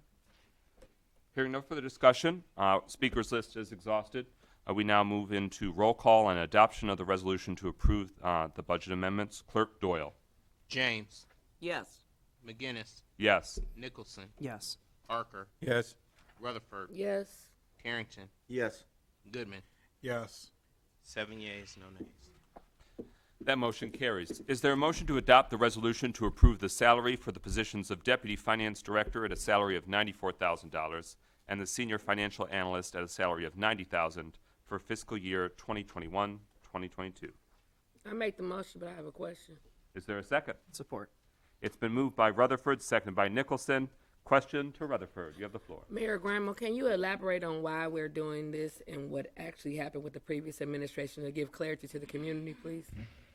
Absolutely. In fact, I was already planning to do so. Thank you, sir. And, you know, as we've discussed many times at these meetings in recent months, the previous administration willfully and knowingly spent beyond the authorized amounts set by City Council.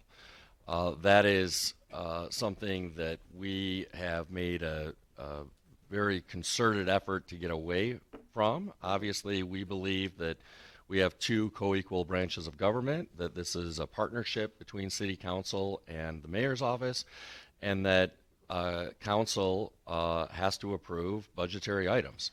And in this case, there are really two aspects to the budget. There's certainly the line items themselves, but also the mayor's office has to submit proposed salaries for specific positions to council, and council has to approve those specific salaries. In this case, there's enough funding in the line items to fund these two positions, but the previous administration hired people in at salaries that were beyond the specific salaries authorized for these positions. And to be more specific, there's a senior financial analyst position that the salary is at $75,000 as approved by the previous council, but the previous mayor hired in somebody at a $90,000 salary for that position. The other situation is even more egregious. There was no salary authorized by the previous council for the deputy finance director position. In fact, the position, although I guess it existed on paper, really didn't exist as a practical matter. And yet the previous mayor hired in somebody into that position for a salary of $94,000, where no salary existed at all. We were reminded of this fact as we went through our budget process to make our budget proposal to council.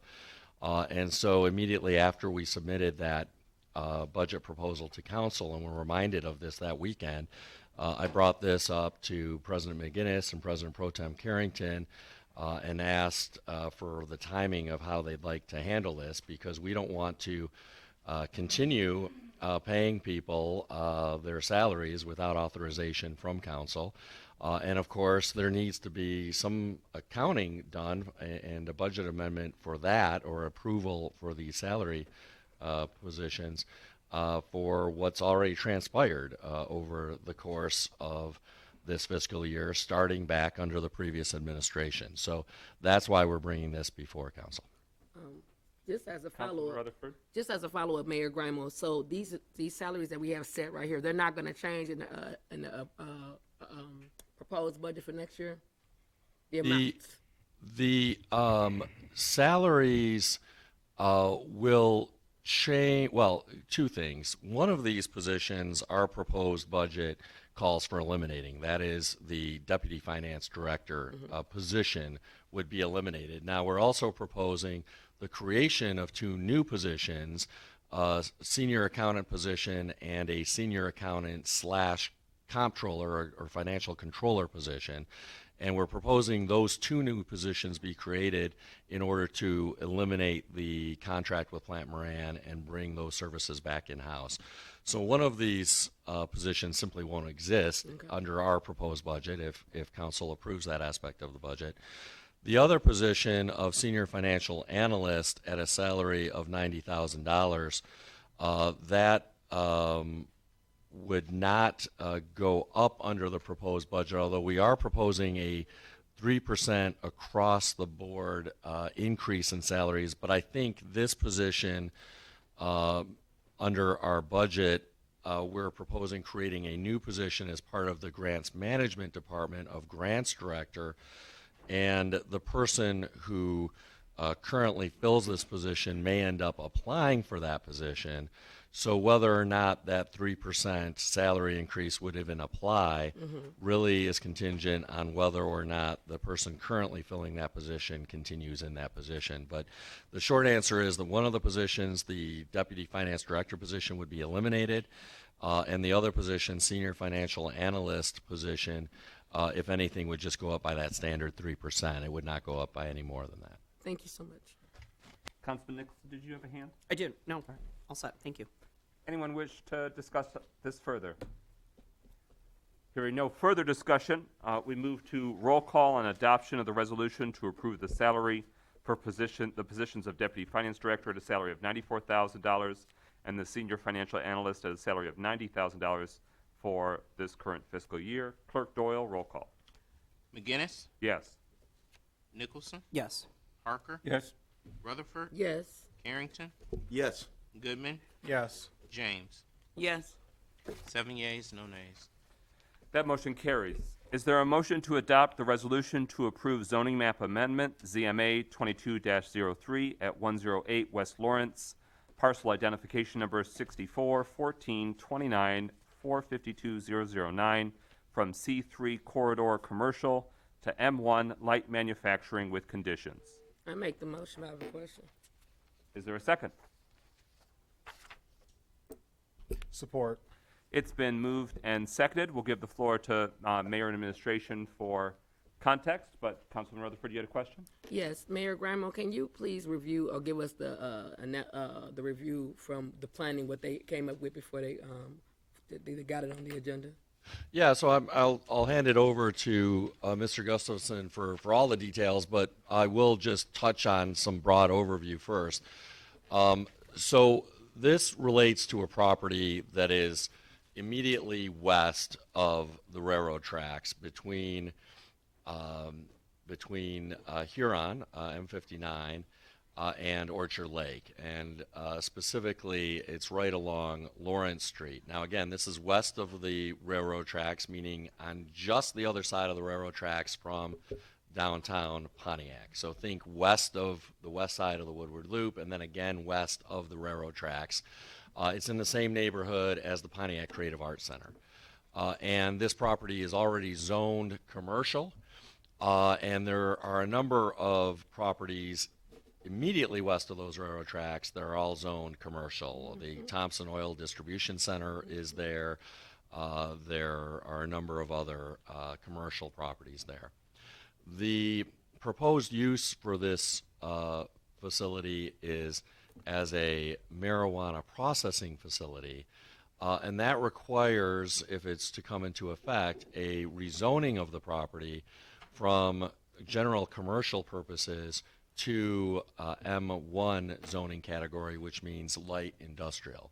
And so the potential developer of this facility, and you know, I should probably mention, this is, many of you probably know this facility is the old Salvation Army facility, not the First Baptist Church on Saginaw at Oakland Avenue there on the north end of downtown, but the old Salvation Army distribution facility. It's kind of a giant concrete bunker-like building. And so it doesn't really have a lot of easily adaptive uses to it because it's a very unusually designed and built building. And again, in order to utilize this as a marijuana processing facility, it would require rezoning from a general commercial category to this light industrial category.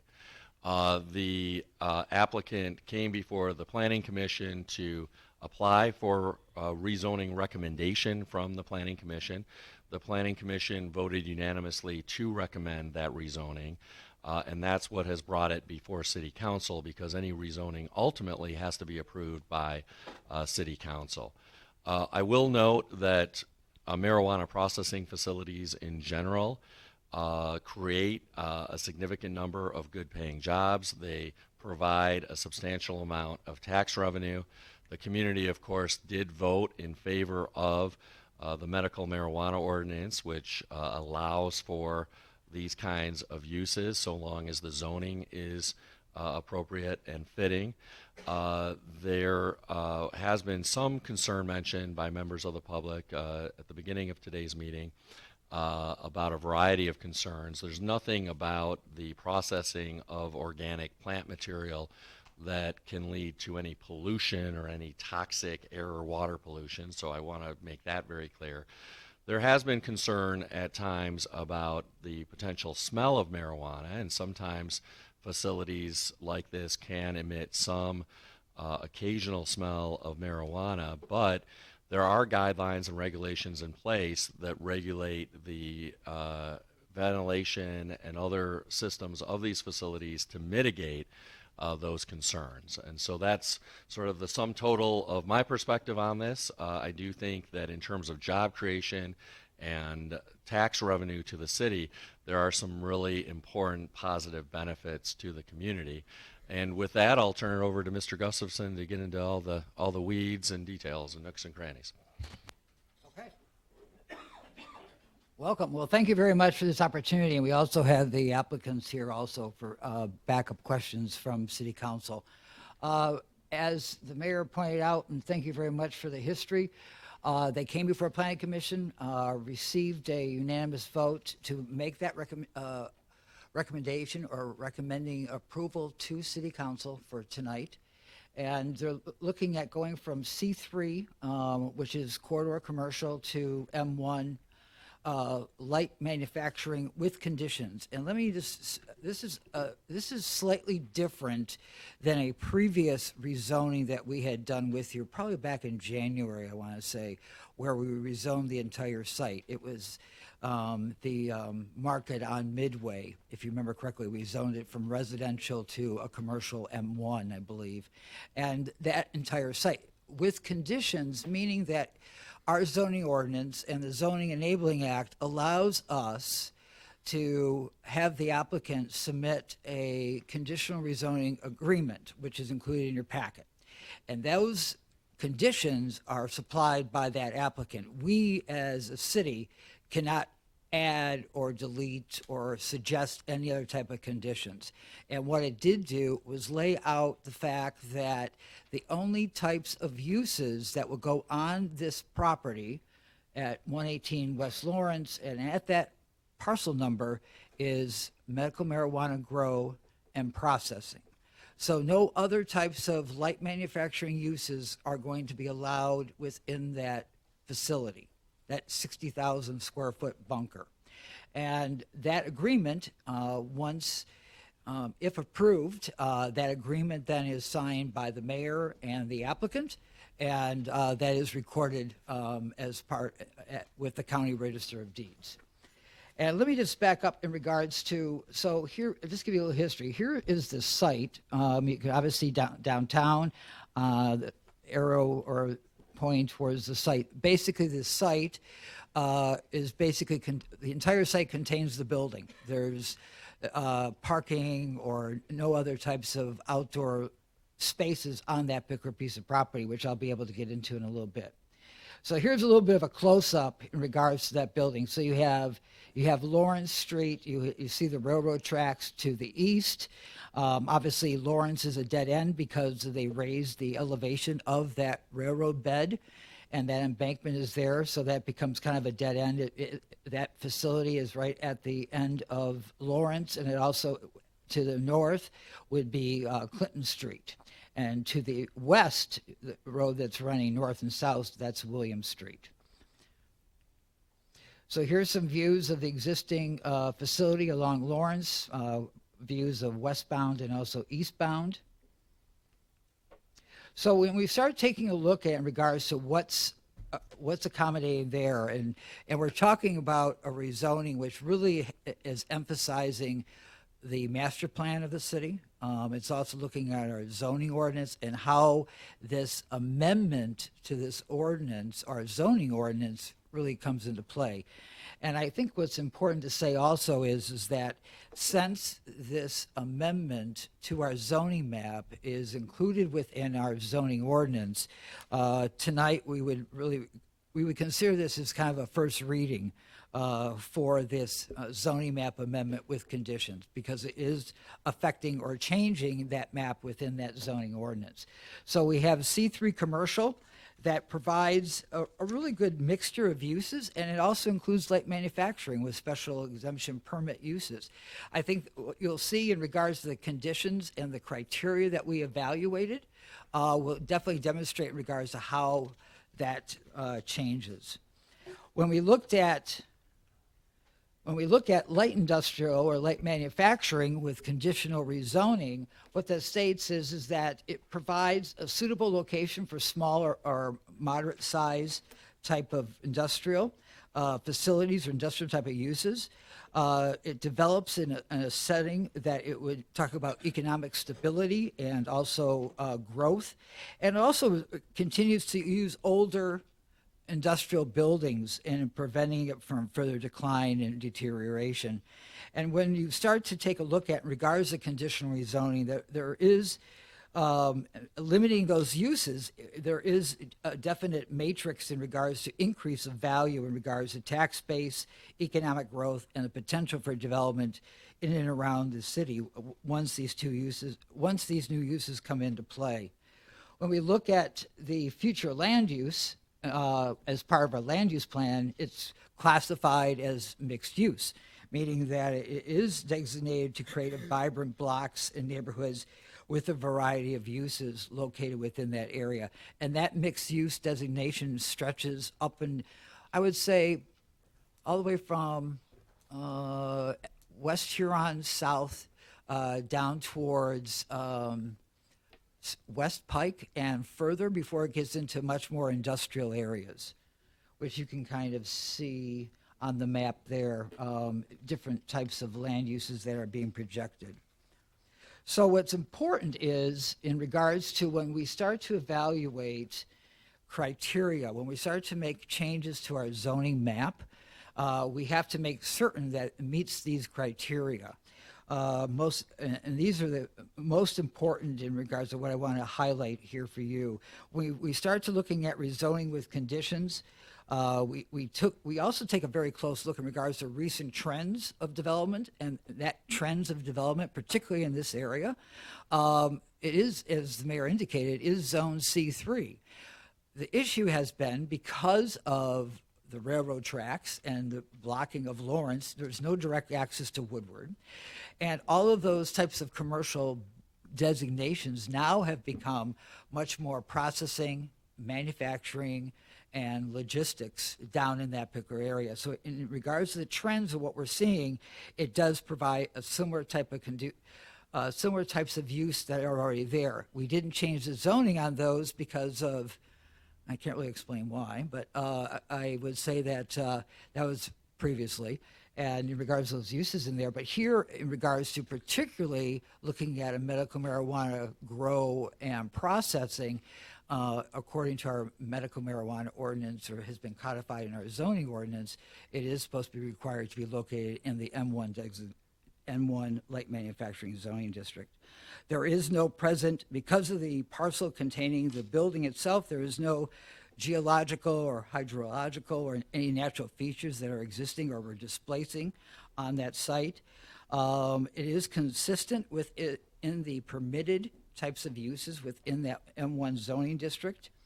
And as you know, it is located outside one of our medical marijuana overlay districts. We also found in talking with DPW and talking with WRC, existing city services and utilities do have the capacity and provide, and is sufficient for the proposed use that's considered in there. In regards to traffic, I think it's important to note that, hold on. Okay. In regards to traffic around Lawrence, the applicant made mention at the meeting with the Planning Commission that he has secured authorization to utilize the authorization also to obtain an access management or easement, I should say, for the travel lane at 112 West Pike. And that drive lane is immediately to the west of the railroad tracks that will provide access north to Lawrence Street. And additionally, the owner of 112 Pike has allowed or granted parking rights on the parking lot that's owned for 50 parking spaces for the employees located at 108 West Lawrence. We also explored and looked at in regards to the boundaries of the rezoning with conditions are reasonable in regards to its surroundings and other types of uses that are in the area. And last couple of items, I think it's important to note that it would be inappropriate to amend our current zoning, meaning C3 corridor commercial, to allow for medical marijuana uses to be located within that zoning district. So it's most appropriate as it relates to zoning by making it M1 light manufacturing with conditions. And also is when you start taking a look at what's existing development there, and the existing M1 light manufacturing is further to the south, it is not isolated, it's not an incompatible M1 district in that type of district. And also the applicant is here to answer any of your questions, and I'd be happy to answer yours too. I saw the first hand from Councilman Parker, then Carrington, then Nicholson. You have the floor, sir. Thank you, sir. I have a couple of questions, actually. One, does this add to the number of dispensaries and grows that was approved by the previous council? No, we're not talking about dispensaries. We're talking about medical marijuana grow and processing, and there is no limit on those numbers according to our ordinance. That was passed by the voters as part of in 2018 at that referendum. But there was an ordinance by the council that was also approved too, wasn't it? In regards to groves? Excuse me? I Sorry, didn't. there's somebody over here. No, it wasn't. There's no limit There's in no terms limit. of the number of grow and processing facilities under current ordinances. So the previous council did not pass any ordinance that would limit the number of grows and processing facilities. Okay. The limit of 20 applies to dispensaries only. Right. So I thought that was Provisioning. I thought I read somewhere they was going to be dispensing as well. But my other question is, should this not go back to the recently approved planning board, since it was approved by planning that was not by some that has expired? Their term had expired? No, actually, this application came to the Planning Commission earlier this month. And that was the new board. The mayor had appointed and reappointed. Okay. Those are my questions. Thank you. Pro Tem Carrington? Thank you, President McGinnis. I guess I have a few questions. And I definitely read the application. One of my first questions that concerns me is that this definitely would be outside of the approved medical marijuana ordinance, so this would be outside of the overlay district. Am I correct? That is correct. Okay. My other question is concerning social equity. I know the advocate mentioned that it'll bring over 200 jobs, but it doesn't specify that any of these jobs will go to anyone in the city of Pontiac. Maybe the applicant can address that question in further detail. And let me just say that in regards to your first question, as you may or may not know, previously, after the ordinance and working with the city clerk and to create the ordinance, the medical marijuana ordinance, and also the zoning ordinance, after that was finalized, if you look at Glenwood Plaza, that is an example of what was done there. Similar process. We went through a rezoning with conditions to develop a complex of retail and then also a significant amount of grow and processing. And there was 2 small sites located near the Walton Boulevard overlay district, but not in them, and those were also approved. And I got some follow-up questions before I let the applicants come up. Sure. Also, you stated, from what I see tonight, I'm definitely, so on the day that the Planning Commission voted 5-0 to passes, what was the administration's take on this particular rezoning? What was our administration? Yes. I believe that there was some concern in regards to it being more of a spot zone, but once we started taking a look at it and presenting it to the Planning Commission, it was determined, looking at recent trends and what's there closer, it really is not a isolated type of situation. It's more of a compatibility situation. Okay. And has any kind of community benefit agreement been, if that's legal, I don't know if it's legal or not. So is it any kind of community benefit agreement has been worked out with the particular applicant? No. The only, and I can ask, well, I'll ask the city clerk to address that question. Well, no, if you say it hasn't, I'm going to take your word on it. No, it hasn't been, because technically, according to the ordinance and the application process, provisioning centers, the 20, those applications that were submitted did include community benefits and listing of those types of suggested benefits and improvements and programs and services. All right, thank you. Anything, Clerk Doyle, before Councilman Rutherford, then Goodman, then me? Thank you, Mr. President. Excuse me, Nicholson, then Goodman, then me. Also, the planning manager mentioned provisioning centers, but there is a community benefits section in grow, processing, secure transporter, and safety compliance applications as well, too.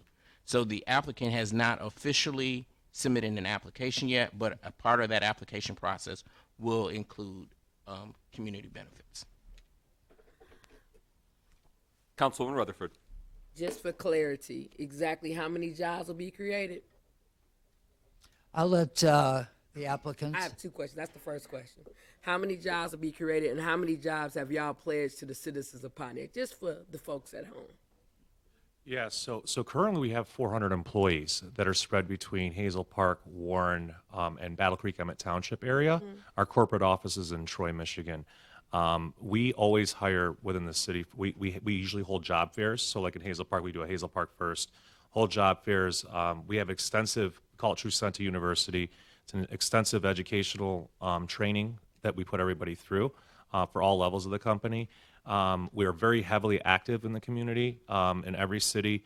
I personally sit on the Promise Zone board in Hazel Park. I look forward to engaging and working with the Promise Zone board here in Pontiac. I actually am the chair, the annual dinner chair. I raised $105,000 just in March. 75% of that came from cannabis companies that I was able to, go in and, have them stroke checks, essentially to support the program.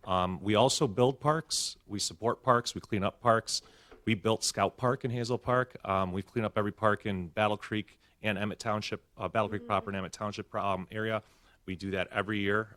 It's just one of those things where we take, it's like a PTO program, but it's a volunteer program where X amount of hours have to go back to the community. And, we have plenty of that documented on our website. Would love to share any additional information. In regards to a CBA agreement, totally on the plan to submit with our application. This was a prerequisite first. So we're definitely open to discussing, the needs of the city and how we can integrate with that. And, we're looking to, take something, I think, in this city that, it being on, I think, less than an acre, not much to be able to do there in terms of like the demo alone would prohibit, any other type of economical, I'll call it like return on investment. You know what I mean? It's pretty brutal. It is a bunker. It's solid cement. I mean, I would say it's pretty ideal for this purpose. And in regards to odor and any type of water, all of our facilities are sealed for the most part. In terms of the growing areas, we can't allow air in or out. I mean, environmentally, it would taint the space. And then any of our common areas, we use negative pressure. We scrub every piece of all the air that comes in.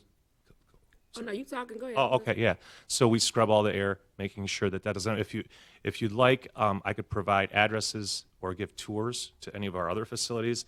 Most of the time, you can't smell that stuff until you get through 4 sets of doors and you open up the grow room. And same applies with our processing facilities. Right, and I get all of that. Yeah. But you did not answer my question. Oh, I'm sorry. Hold on. Oh, I'm sorry. Yeah. No, it was order, please, order. Oh, so it's 150 to 200 employees. Uh-huh. Yeah. We're looking at 3 shifts. So that's going to be, so that we typically run 3 shifts in Hazel Park and Warren, and that's what our plan is. We won't start out that way. We have to ramp up to that, but it'll eventually be 3 shifts, upwards to 200 employees. Okay. Yeah, and not all of them might be on site, but supporting that facility for sure 150 employees. Okay. Yeah. Thank you. Councilman Nicholson. Can city planner, can you help understand the travel lane? My concern, because I've parked on West Lawrence to go to events over at the Creative Arts Center, it does get pretty congested with parking on the street there. Where is that travel lane? It is on the property that's addressed as 112 West Pike. So is it's there a parcel number on this map that you provided? Is that the 021 parcel? Here, let me go back.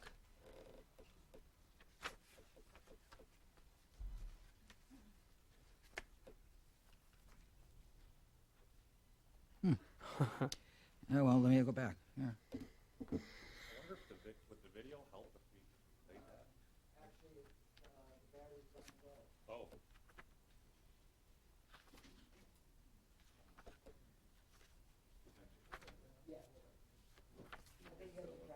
Great.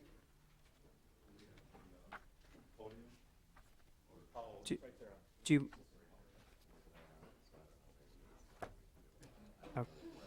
Well, I certainly can't see that. Do you want to bring it up here? Okay, I'll come around.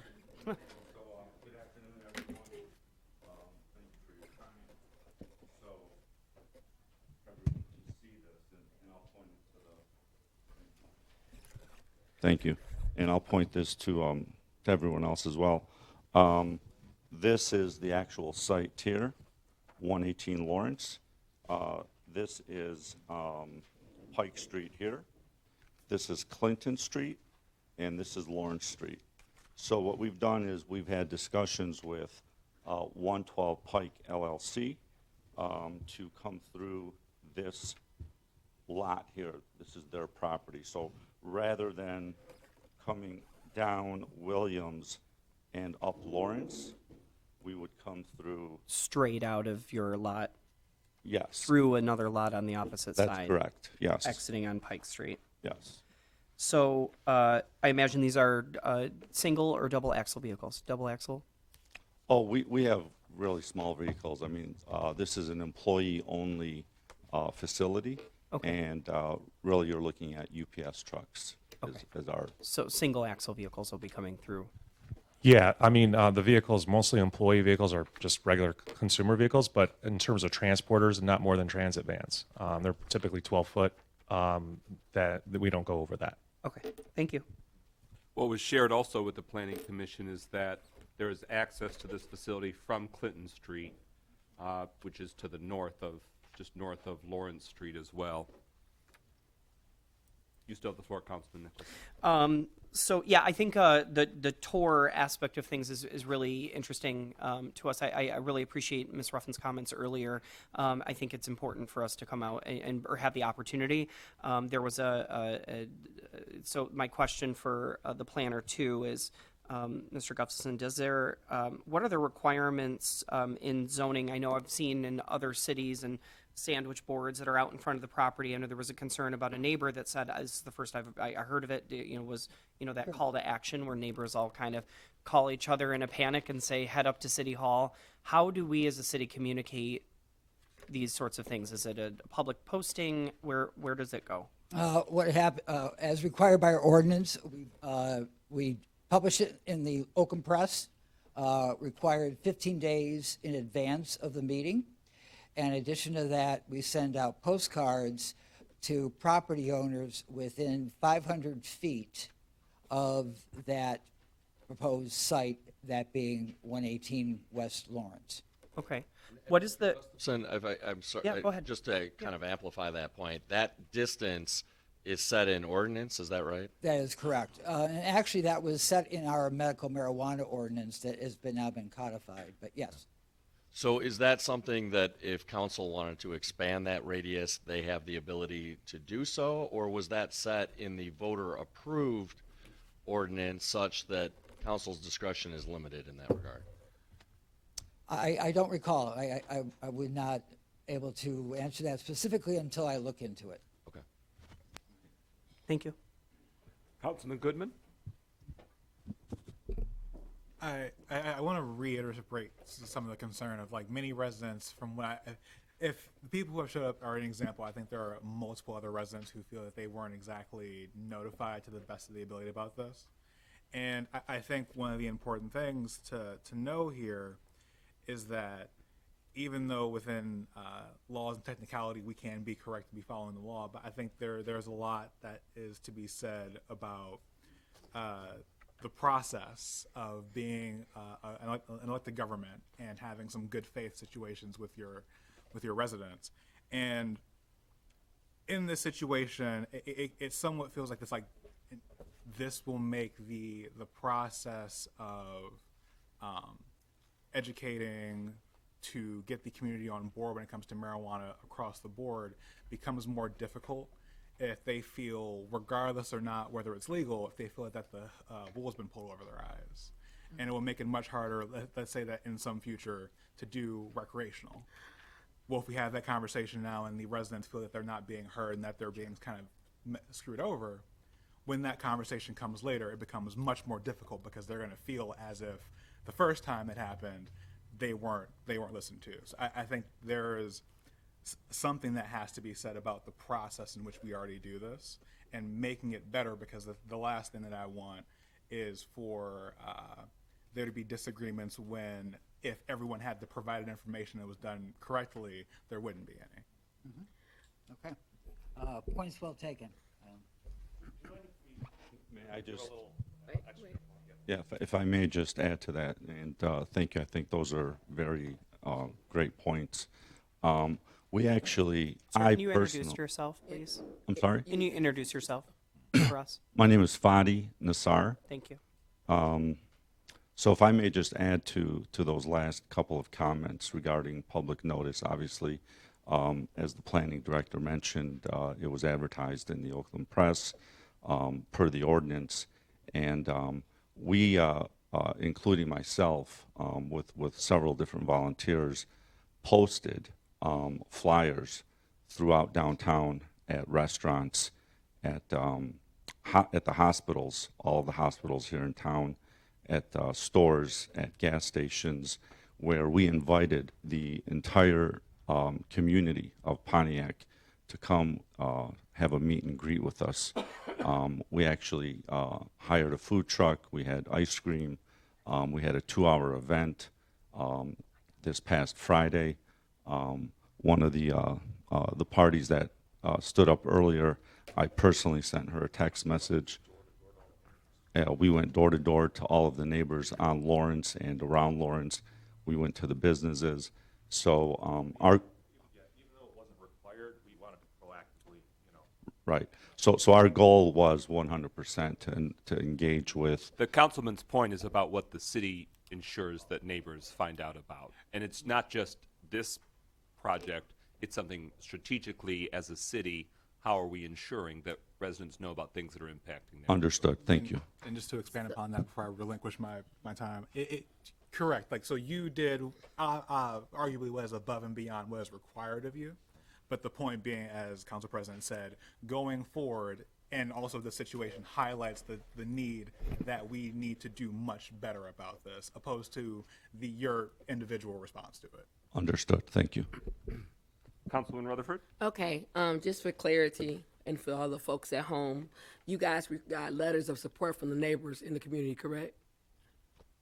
We did, and I believe in your pamphlets, you have several letters from neighbors and from community leaders. Additionally, and my apologies for not getting this out, we have an additional almost 50 new letters that we received, and I have these blue folders that, with your permission, I'd like to pass out for your benefit.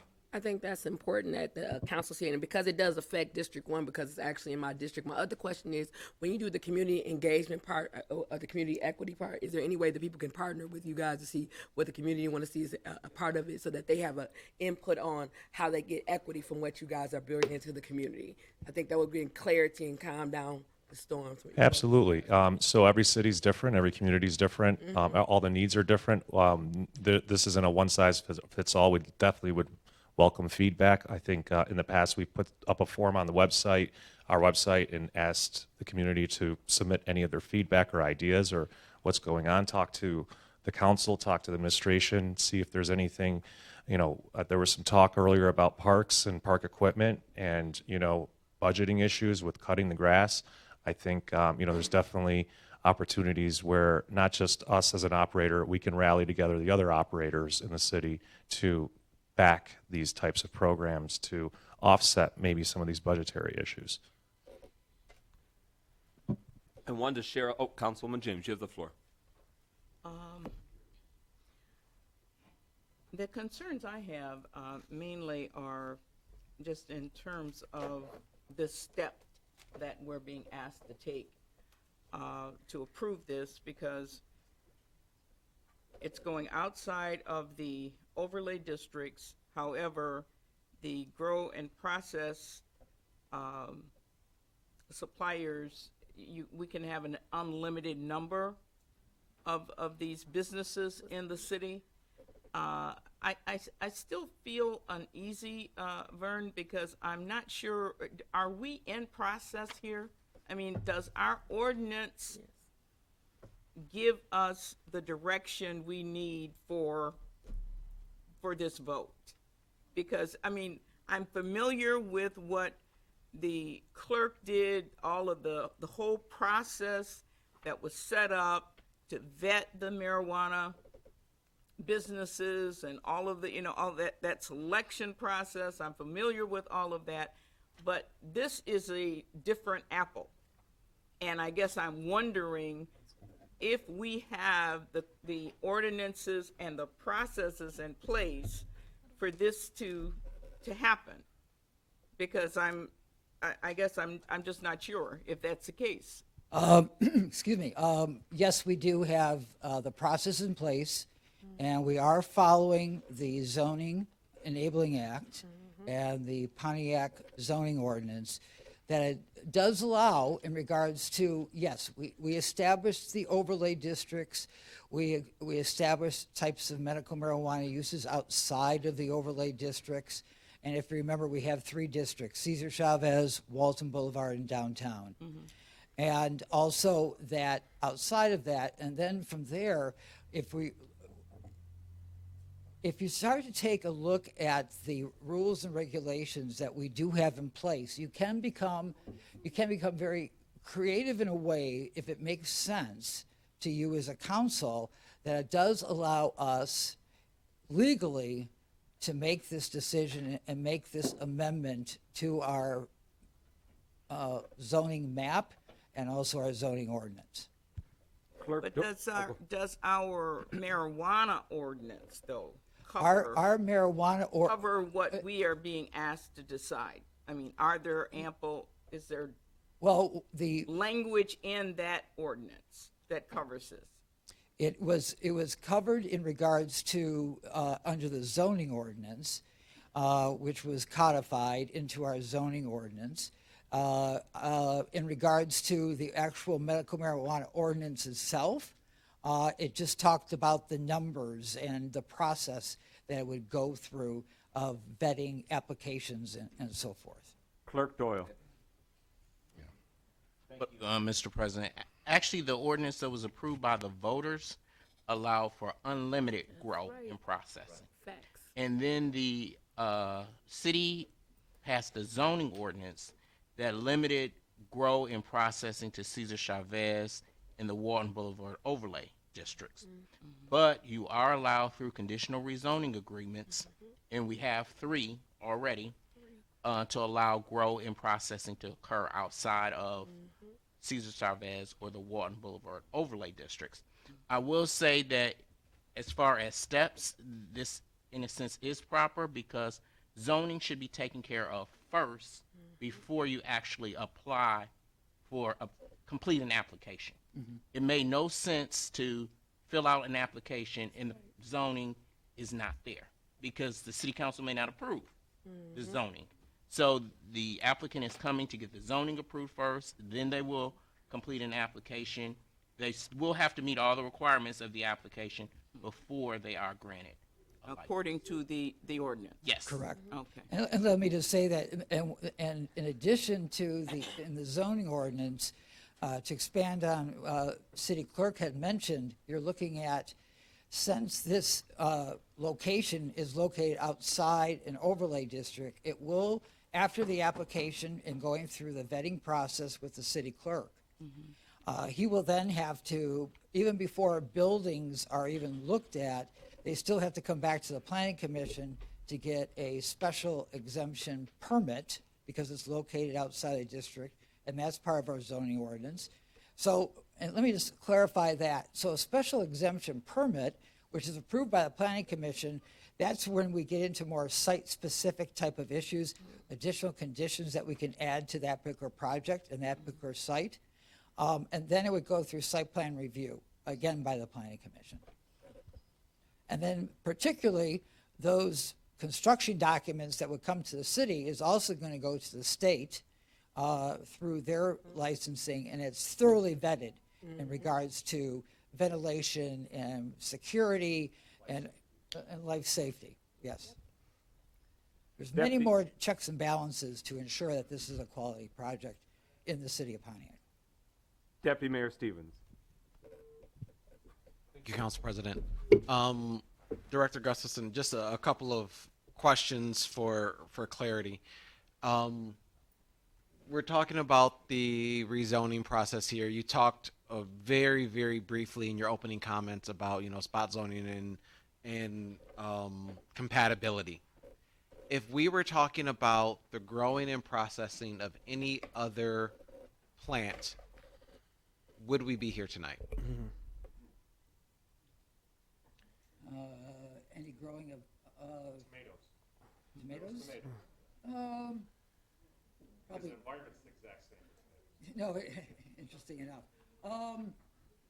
I guess because it's a rezoning, and that would go into, I would say that we would be back here for a plant. Yes. Well, my question is, would you need to rezone? So they're not using double axle trailers. They are not using. They're not going to be smokestacks. Would the current zoning be applicable for the grow and processing of any other plant material? It would because it would be underneath a C3 zoning district. Light manufacturing would require the planning commission to get a special exemption permit, a special land use. A special land use permit, but not a zoning map amendment. Correct. Okay. And then the second question that I had for clarity purposes, as we talk about, what is needed to actually go through the zoning map amendment here, you talked about the fact that this is not a rezoning, but a rezoning, a conditional rezoning. Correct. Can you just clarify what the difference between hey, we're rezoning it to M1 versus we're rezoning it to M1 with conditions? So that, like I had mentioned, and to provide more clarity, that conditional rezoning agreement is prepared by the applicant. We can't touch it. We can't suggest any type of conditions. And what it does do, instead, so it only limits the types of uses and how and when it's constructed. In other words, if you look at that conditional agreement, it states that once it is, or when it is approved by City Council, they have 3 years from that date to be open for business. If that doesn't occur, it reverts back to C3. And what happens here is that we're very specific, because think of it this way: if I would rezone it to just M1 light manufacturing. Vern, where'd the microphone go? I was just going to ask. Thank you. My voice is going out. Sorry about that. If we were going straight M1 light manufacturing, what would happen is that all those permitted uses within that zoning district would be allowed at that site. Yeah, that I think is a key distinction here. So if it were rezoned to M1, it would permit a whole host of different uses beyond its current zoning of C3. Rezoning that's conditional in this case would limit it to C3 uses plus this specific use of growing and processing. No, what it's doing is it's allowing within that M1 light manufacturing, but it's only allowing 2 uses to be located on that parcel: grow and processing. Okay. Not C3 uses, no Okay, commercial. so no C3 uses No, even. nothing. Okay, got it. But it certainly would not allow for the full range of M1 light industrial uses, or light manufacturing uses, I should say. It would only allow for growing and processing of marijuana. Correct. Okay. I want to share the question had been asked at the Planning Commission meeting, and I've since done research. This building was built between 1925 and 1928, and it was built as the Whitfield, Walter, and Dawson grocery distribution facility. So it was a warehouse and distribution facility since the 1920s. And it's important to note that it was along the railroad tracks. There were these pretty heavy uses all up and down the railroad tracks because that was the lifeblood for a lot of those facilities, and no one wanted to live right next to a rattling train at all times of the day. So this is a very unique site and a very unique structure that's been referenced before, but it is essentially burdened or locked in based upon its decades of past use. So from the 1920s to the 1950s, it was this essentially distribution processing facility, but for tomatoes and other things, apparently Valiant Produce. I don't know what that was, but many of you may know the name Whitfield and Walter and Dawson. There are various things named in the community. There were generations of different businesses of old Pontiac families. But it was in the 1960s that I could find in the research documents the first reference to it being a Salvation Army store, warehouse, and distribution facility. And so when this first came to the Planning Commission, I was concerned in terms of the residential impact, and I was impressed, and it had an impact how many property owners and residents weighed in and reached out to the Planning Commission, and have reached out to let us know as decision makers for you, on behalf of you, the people of Pontiac, that their feedback about it, that it is very likely that this property would have very little other uses, that this property would continue to stay vacant, to decay, and to bring down and hinder the advancement of this neighborhood in terms of continued dumping that doesn't get addressed, tagging that doesn't get addressed. So my hope is that by having a facility that's functional, that's providing jobs, providing taxes to support our needs as a community, it's also enhancing the neighborhood, enhancing that property, but also can hopefully prompt the repaving of West Lawrence, because that is in terrible condition for the residents there. And Pike. Just And wanna Pike.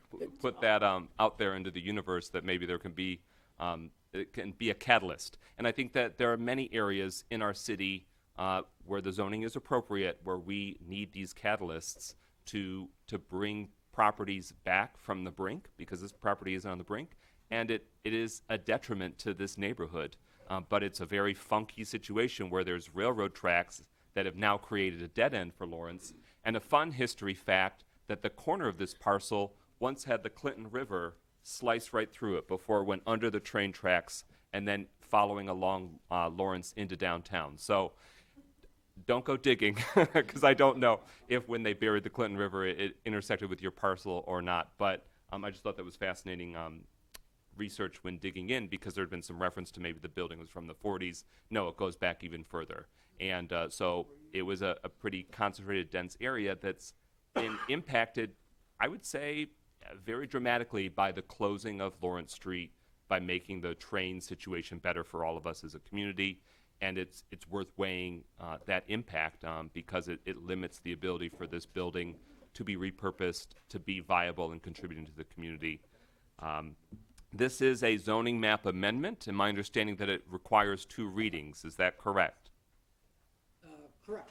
So this is our first reading. We will not be acting on it tonight. It will come at next week's council meeting. As the clerk has shared and administration and staff has brought to the surface, there are many steps further that will be required in terms of the practical proposal and then implementation for this facility. I want to also share research from my colleagues.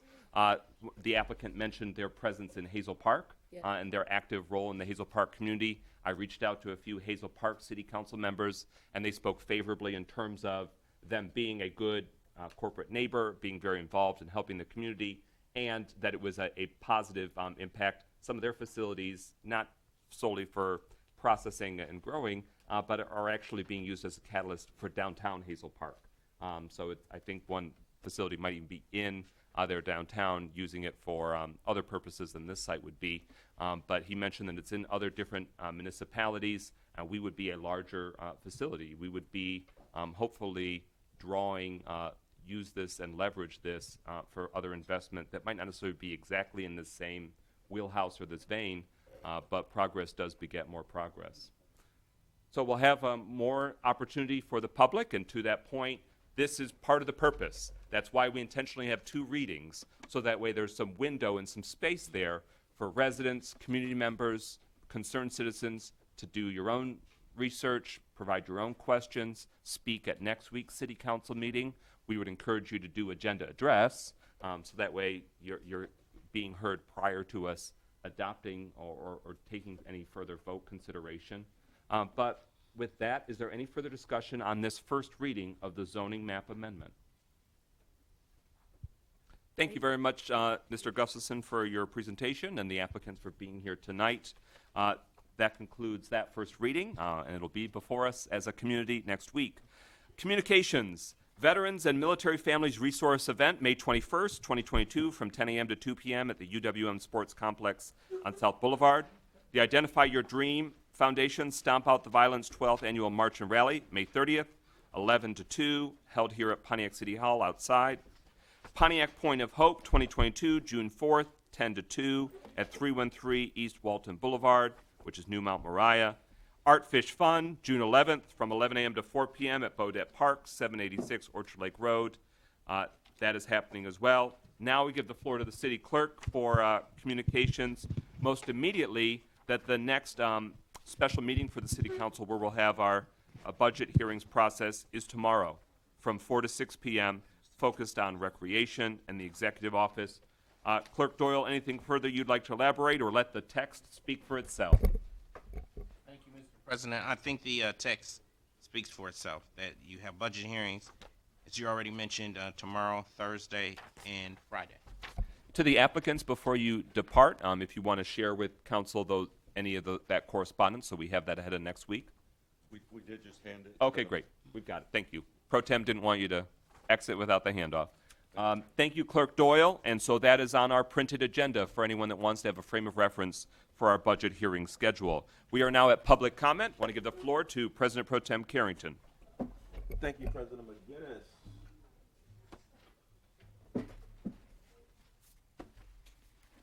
Julian Ruffin, public comment again? Okay. I just want to say that I think it's important with the new industries coming into our community that we do our due diligence and that we make sure, especially when we're talking about nuisance and odors, that we have things in proper place where it's not going to hinder our quality of life. And as Mr. Fasir did say, he did reach out to me, but I didn't get anything in the mail.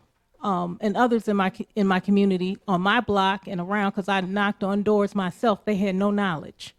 So there needs to be a better strategy of communicating with the community. And we need a town hall to talk about these new developments so people can have a better understanding of what's going on as we continue to move in this new arena with this new industry. Thank you. Thank you. Mr. Robert Bass.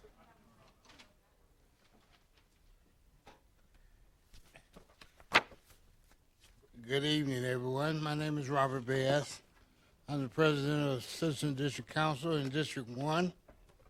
And I come hesitantly because, one, for the last few years, or the last 2 years, I know, we've talked about growing our city. Even through the election, we talked about growing our city. This marijuana thing has been going on for, I know, 3 years, to where it's been stagnated.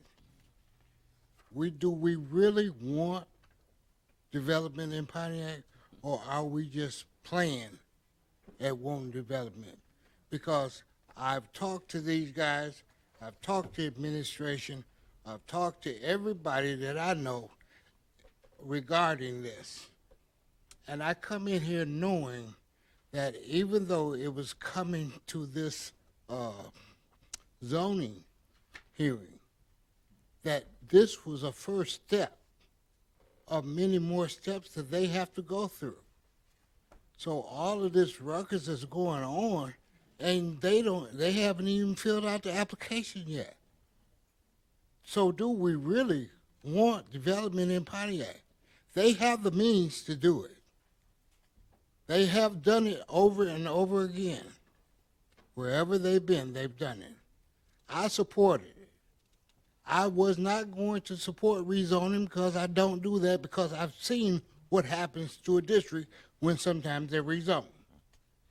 But the reason that I supported this for the rezoning was because the director acknowledged to me what consideration was. That means that it was germane to whatever they had in the petition.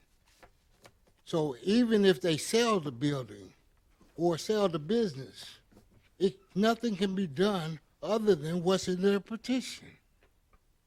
But they haven't had an opportunity to come to even our CDC. They're coming this Saturday to our CDC meeting because we were not notified. I didn't know about them coming until the day of the planning meeting. I was introduced to him that particular day. But I did my research, and I watched Mr. McGinnis explain how he did his research. So we knew what was going on, and I asked the people that knew best about safeguards because I didn't want to stick my name or the CDC name on anything that was going to get us locked into something that we couldn't get out of and go back in the same circle we've gone around in the last 30 years. Now, my person still exists. I don't want to argue with the people that I work with. I don't want to argue with council. I don't want to argue with the mayor. I try to stay away from that. And with this last statement, thank you. Do you really want it? Thank you. Thank you. Mr. Quincy Stewart.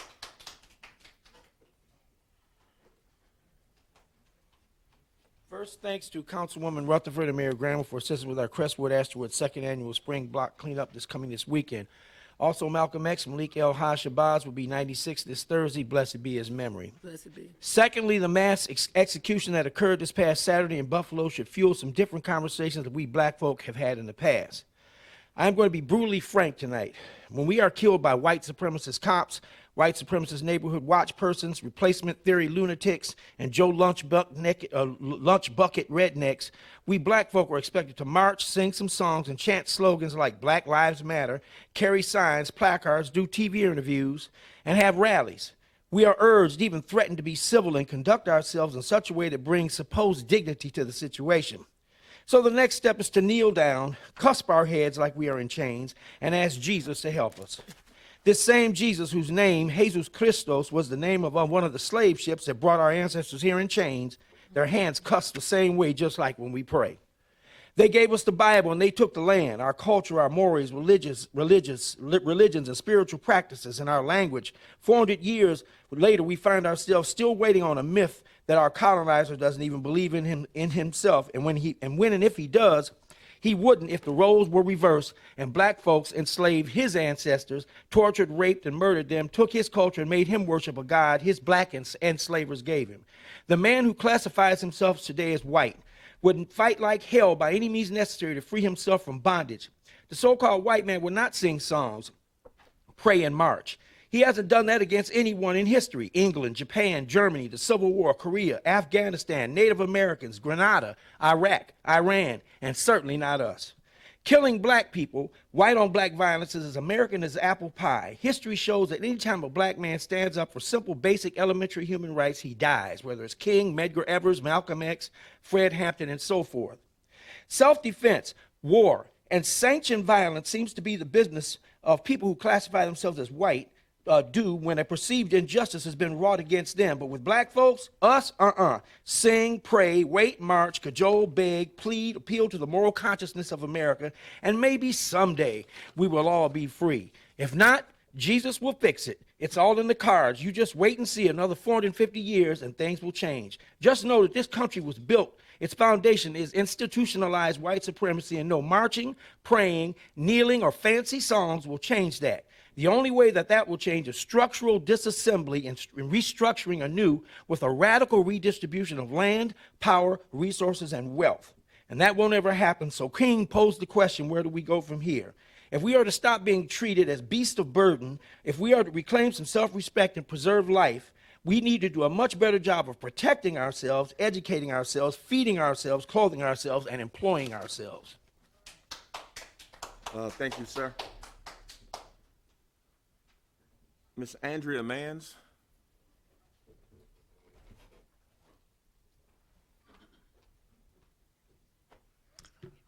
Good evening. I'm Andrea Manns.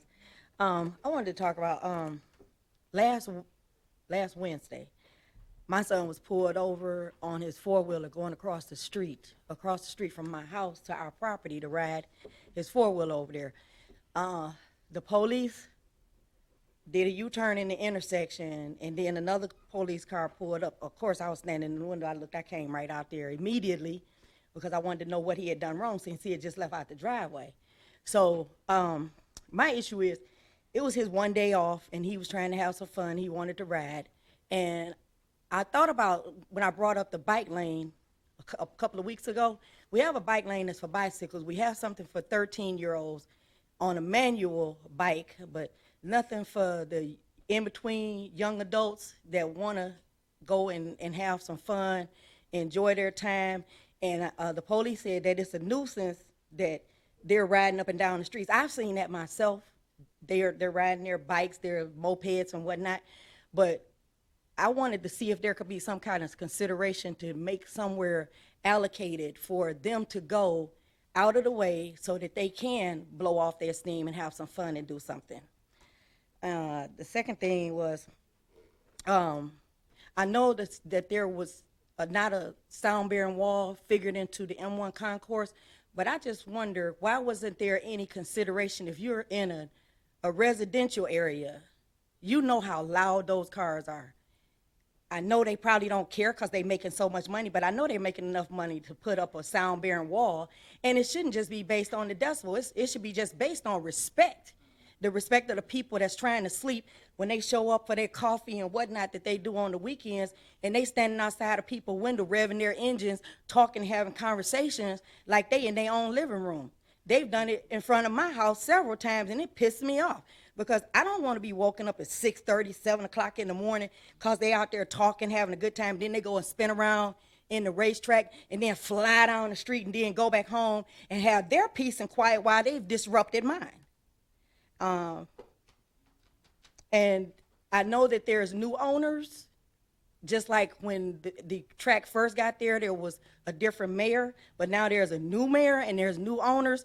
So about whether it was in the contract or not to put one up there, why can't the city council vote and have them put one there, make them put one up there? Because we deserve our peace and quiet. I can't move my house.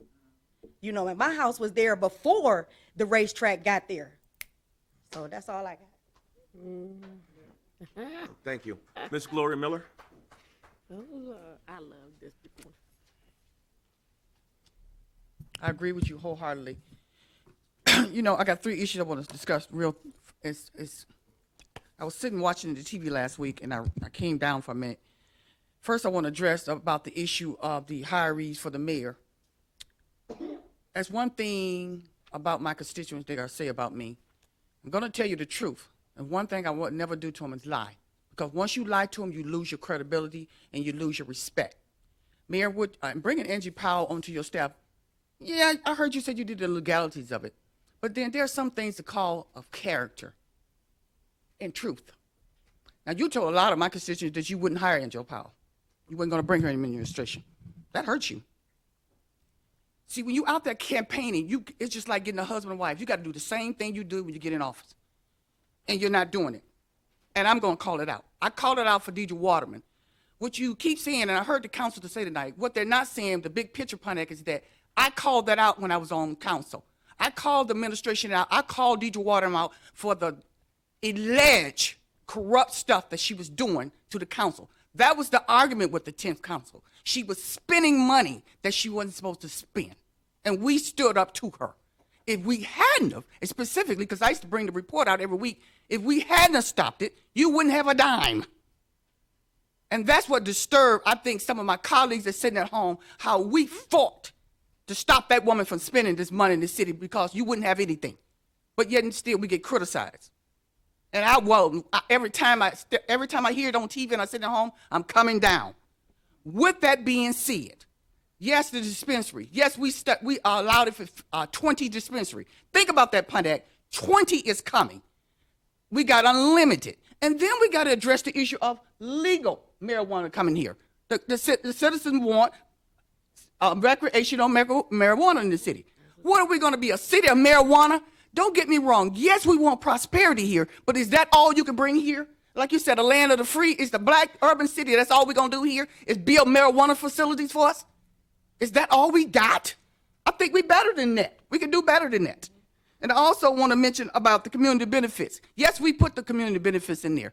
First of all, when I was on council, when I was in the 5th district, I told all investor, anything, don't go to anybody till you come to me. Yep. Because guess who I work for? I work for my constituents. I stayed on the street and I stayed out there with them. And if they don't want it, you can forget it. It's no sense in going to planning. It's no sense in going to zoning. Because guess what? The people get to decide. And another thing I want to say, this administration and this council is not doing it. I've been here over 20-some years coming down here. I never seen a council. I never seen administration come to the board, got their own resolution. That means they deliberated about it. They already voted on it the same night. You don't have a say. I'm so proud to see somebody at least come down tonight and say, come on, Pontiac, come back. You don't bring nothing through this city unless you bring it through us, the people. We, the people. That's what I ran on. Thank you. Thank you. Mr. James Sabish.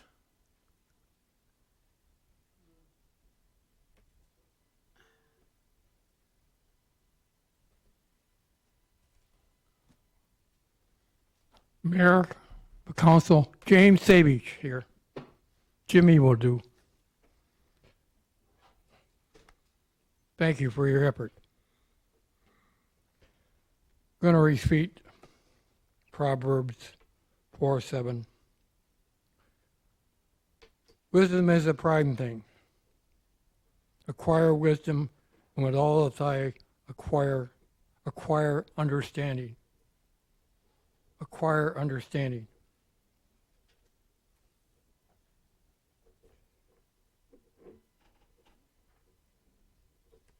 The church system deals with world situation statement says, seek truth, make peace, revere life. I add to that, express compassion. We're not lacking for opinions. It does appear that town hall meetings is a good place to be able to talk out our questions. Limiting our conversations even with the council and the time we're limited does inhibit understanding. I'm a white man. We are family. I'm speaking to the citizens of Pontiac.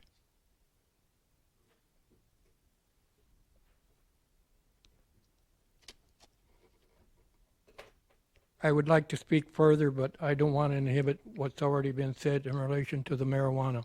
I quit smoking in my teens. I don't chew. I don't drink beer, other than I've had a standing rule that in my life I will have a beer with someone that's not an alcoholic. I've never been drunk. I am talking about a sober mentality. For you who are looking for a good feeling, I think one of the best ways is to do something for somebody else.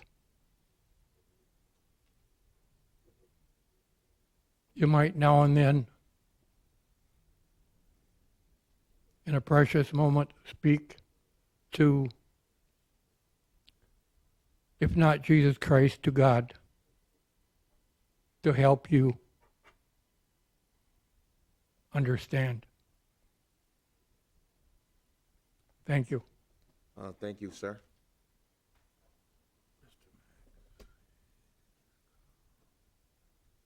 Sorry, Miss Denise Hatter. She showed up? No. Okay. Larry Jasper.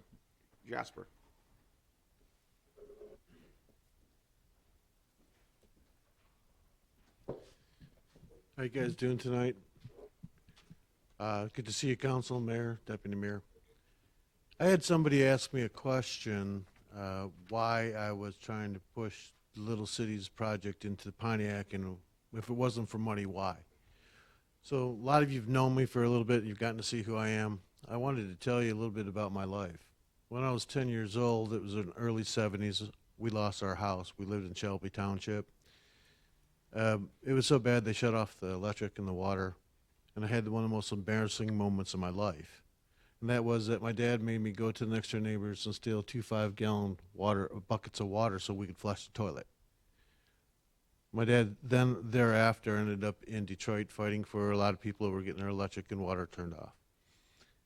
Shortly thereafter, hit by a 2.5-ton truck that ran a red light. He was pronounced dead and given his last rites. He would die 3 times after that and twice been given his last rites. That said, my life turned upside down. I ended up in Roseville, Warren, then in Detroit. We got evicted out of houses. I watched people steal every piece of thing that we had, from furniture to mirrors to you name it. Ultimately, living in a car for 2 weeks, being pulled over by the police, and put in the boys' home in Detroit. That wasn't a very nice experience considering it was 1975. That being said, thereafter, my entire family was separated and put into separate foster homes as my mother would run away. I'd raised my 3 brothers, by the age of 30, setting them through college and actually giving them their own place before I got married. At the age of 17, I couldn't get a job. I couldn't graduate high school unless I had a full-time job or college. Nobody would give me college money. They said my father made too much money, which is a joke, since he didn't work for 7 years. I ended up getting an opportunity to get a job by one of the teachers knowing what I was going through, because I had to hustle. We were on federal assistance for that entire time, and there was never enough money to do anything. And I had to support the family. That being said, at the age of 17, I landed that job, $38,000 a year, Blue Cross Blue Shield, 0 deductible, 2 weeks paid vacation, and COLA. Ultimately, I prayed to God that it would never happen to us, because I felt so bad that my family was there, that he would have let me bring them together. It would never happen to my family, and that I'd be able to do something different. And I promised him I would take care of all those people, all his people. 40 years later, I'm here today. And that's why I'm asking formally to make a presentation prior to the budget being formed in July 1st to present to the city, which I've been trying to do for 2.5 years, the Little City platform and how it would help the citizens of Pontiac. And that's all I have to say. Thank you. Thank you, sir. President McGinnis, that concludes our public comment. We are now at closing comments. Mayor Grimel, you have the floor. Thank you, President McGinnis. I want to begin by reflecting on this horrific mass shooting in Buffalo that occurred over the weekend. It is, to put it plainly, an act of racist terrorism. And I obviously, like so many across our country, condemn it in the strongest possible terms. But condemning it is not enough, because it frankly is a reflection of a lot more than just the sick racist hatred of that one individual. It is a reflection on the pathology of racism and the pathology of hatred in our society as a whole. And it's yet another very stark and tragic reminder of the need for all of us to look within ourselves and to do a lot more, not just after occurrences like this, but day in and day out, to try to bridge the divide in our country, to try to bring people together, and to work and strive every single day to make progress towards social and racial and economic justice in this country. And that's something that all of us have an urgent responsibility to do. It's something we need to talk a lot more about, not just in the aftermath of these kinds of tragedies, but it's something we need to redouble our efforts towards every single day of the year. And I believe that to my core. I also want to respond to something that a member of the public said this evening. I don't generally get into responding to people, but when people impugn my integrity, I take it very, very seriously. Just as I have since taking office, and just as I've been very transparent and honest and candid with the public since January 4th, since becoming mayor, I have made it a point my entire, certainly adult life, certainly my elected life, to be candid and honest with the public. And I know that someone this evening brought up the hiring of a Pontiac resident into the position of community relations specialist here at the city. I want to be really clear. No point in time did I ever say that I would not hire that person. I was often asked about that person being hired as deputy mayor, and I said very clearly that I would not hire that person as deputy mayor.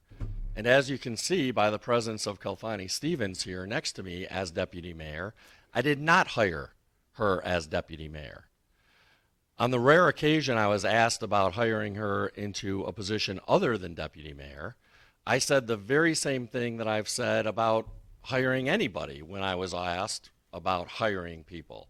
And I said, I'm not going to predetermine or make any decisions in advance of taking office about who I might hire into the administration, because for one thing, I don't know who's going to apply for positions in the administration.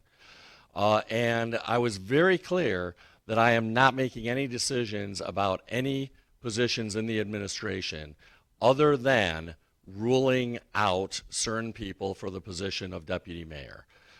So I want to be very, very clear about that. I've always been forthright and honest, and I take my responsibility not only as a candidate and as a mayor to be candid, open, and honest, but I take it very seriously in terms of my responsibility as a human being to be open and honest. The other things I'd like to mention is we do have a number of community events happening in the community this coming Memorial Day on May 30th. It's already been mentioned that on that day at 11 a.m. here at Pontiac City Hall, the Identify Your Dream Foundation is having a rally and a march in opposition against community violence, a very, very important event.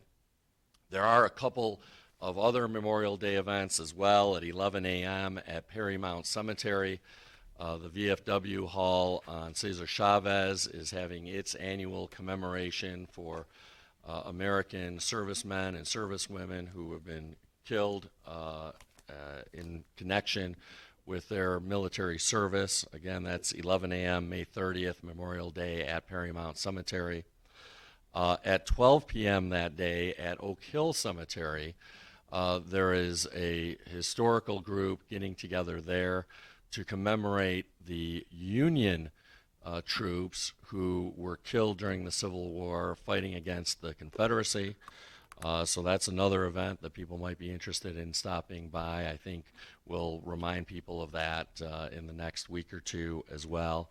And then finally, I want to mention, because oftentimes Planning Commission and Zoning Board of Appeals meetings really fly below the radar screen, I want to mention when those meetings generally occur. Planning Commission meetings, the regular Planning Commission meetings, take place on the first Wednesday of every month at 6 p.m. right here in the City Council chambers. So that's the first Wednesday of every month at 6 p.m. right here in City Council chambers at City Hall. The Zoning Board of Appeals meetings, those regular meetings take place on the third Monday of every month at 6 p.m. right here in the City Council chambers of City Hall. Some of those dates may be modified because of budget hearings coming up over the next several weeks, but in general throughout the year, Planning Commission meetings happen on the first Wednesday at 6 p.m. here in City Council chambers, and Zoning Board of Appeals meetings happen on the third Monday at 6 p.m. here at City Hall. There is a special Planning Commission meeting coming up this coming Monday on May 23rd, and that's for a special presentation about a proposed development of the old Lakeside Project property.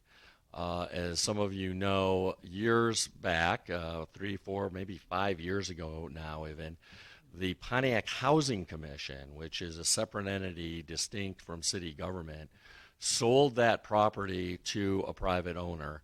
And as part of what will be an ongoing communication with the public about the possibilities for that site, there will be a special presentation this coming Monday, May 23rd, at a special planning commission meeting that's going to occur right here at City Hall in City Council chambers. That's all I have, Mr. President. Thank you.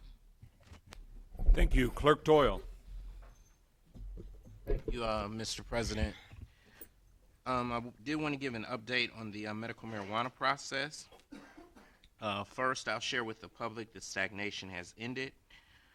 We have issued conditional approvals to 6 growers and 2 processors so far. So what that means is they're now in the pre-permit process. They have to obtain their pre-approval from the state of Michigan, which most of them have already done. They also have to satisfy all building and safety, planning, and fire department requirements. Planning, their site plan has to be approved, and if necessary, a special exemption permit. Building has to inspect the proposed location, has to be in compliance with all building codes, and they have to obtain a certificate of occupancy, and they have to get their fire inspection as well too. And then they have to show proof of liability and casualty insurance to the clerk's office as well. We're in the final phase of the appeal process as it relates to provisioning centers through the Medical Marijuana Commission. The appeals for Walton Boulevard provisioning centers has ended, so we have now been able to issue conditional approvals to the top 5 ranked applicants for the Walton Boulevard Overlay District provisioning centers. They are Leaf Co Ventures, Oak Flynn LLC, Shine Cannabis, 3967 Euclid LLC, and 444 Commercial Consulting LLC. I'll also say that as it relates to communication, the clerk's office has been very transparent. We have done 2 newsletter mailings to all households in Pontiac. One initially about the application process, who all appealed, what the review process would be. The second one was another mailing giving an update on the process.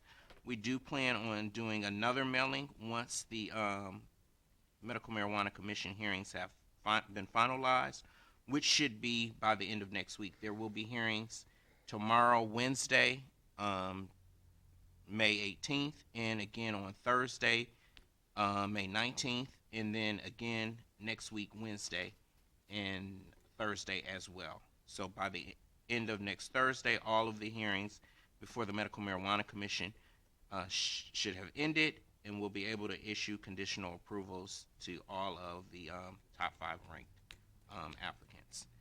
I think that's all I have. Thank you. Thank you, sir. Councilman William Parker Jr., closing comments. Thank you, Brother President.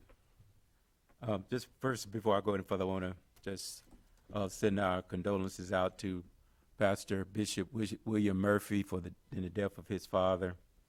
Also, a member of our district, District 5, Brother Boykins, who lost his mother a couple of weeks ago. Our prayers are with you, each and every one of you.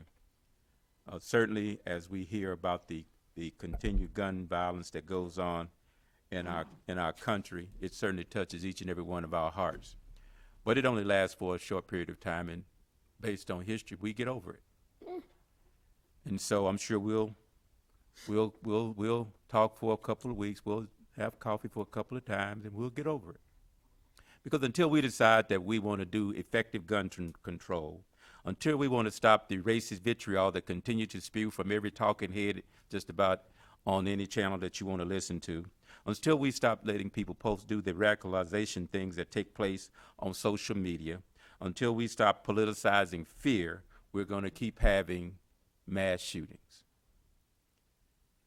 It's amazing to me that in the land of the free and the home of the brave, that there are people who are less free and less at home in the most powerful country in the world.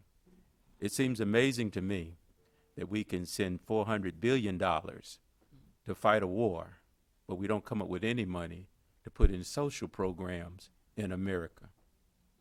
And so as I sit and I think about all the things that I hear on the news, and I listen to what all that goes on, even at our council meetings, you know, as we even talked about the marijuana issue, you know, I was sitting through some of those when we voted on passing the marijuana issue. I was sitting in the council chambers when we talked about it in resolution and all of that for the years passing, and still pretty close to 5 years now, almost 4.5 years, nothing has happened.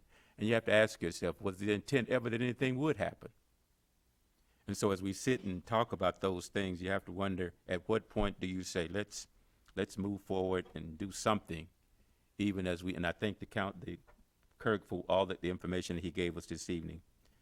But I do know one of the things, that as we look at what we have done as a council, we have tried our best to move this city forward in a respectful, honest way, without impunity and without prejudice to anybody. And so I get offended sometimes when we get accused of doing anything other than that. And so if you look around the chamber, we had an issue about marijuana, and we discussed it. Half the chamber left right after that discussion. If that's the only issue that matters to you, then so be it. But there should be other things that matter to you in this city. When we talk about marijuana, the chambers fill up. But when we talk about roads, when we talk about housing, you could throw a rock and not hit anybody. That needs to change. Until this city decides they want to be involved in what takes place here, you're going to continue to be questioning what goes on here, because you get it secondhand. And secondhand information is never good. It's always somebody else's interpretation of what they heard.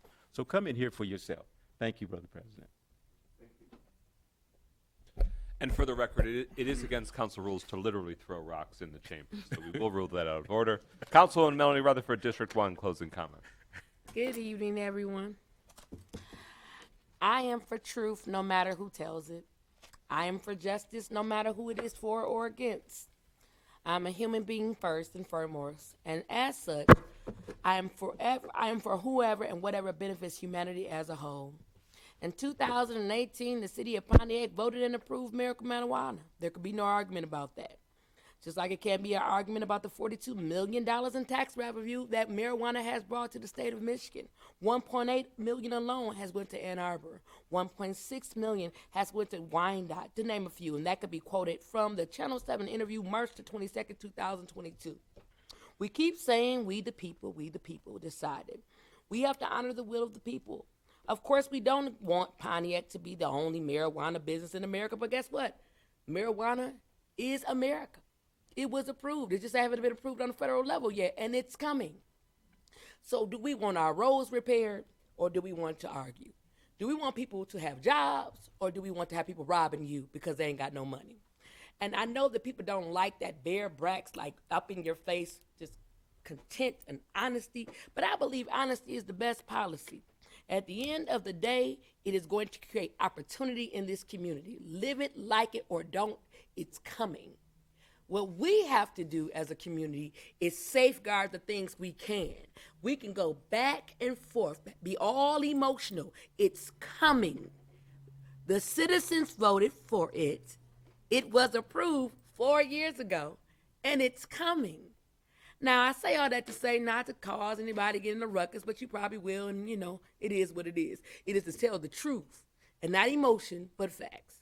The other thing I'm so excited about in District 1 is that we have a cleanup going on May the 20th to the 21st with the Crestwood, Astorwood Block Association. I will be out in the business with my face with the style and grace. I hope to see you there too. Come clean up my neighborhood. Lastly, I say this publicly. I am fighting every week for Art Dunlap Park to be repaired. The mayor can concur with this. It's a dream of mine because it sits on the South Boulevard and everybody see it when you drive in. And lastly, I am going to be fighting for a sound ordinance because sound wall because it needs to happen. It may not happen, but it won't be because I didn't fight for it. So the same way y'all complaining about marijuana, the same way y'all complaining about everything else, I sure hope that when I start talking about this sound wall, Everybody be down here from District 1. And to that I say, good evening. District 2, Councilman Brett Nicholson. Good evening. Wanted to thank the mayor and administration for another week of responsiveness and progress. We had a really busy week in District 2. We've had transformers replaced, hundreds of light bulbs, a ton of street signs. It has been really productive. Code enforcement has a list for me every day of things to go and check out, and we're starting on the grass now. So thank you.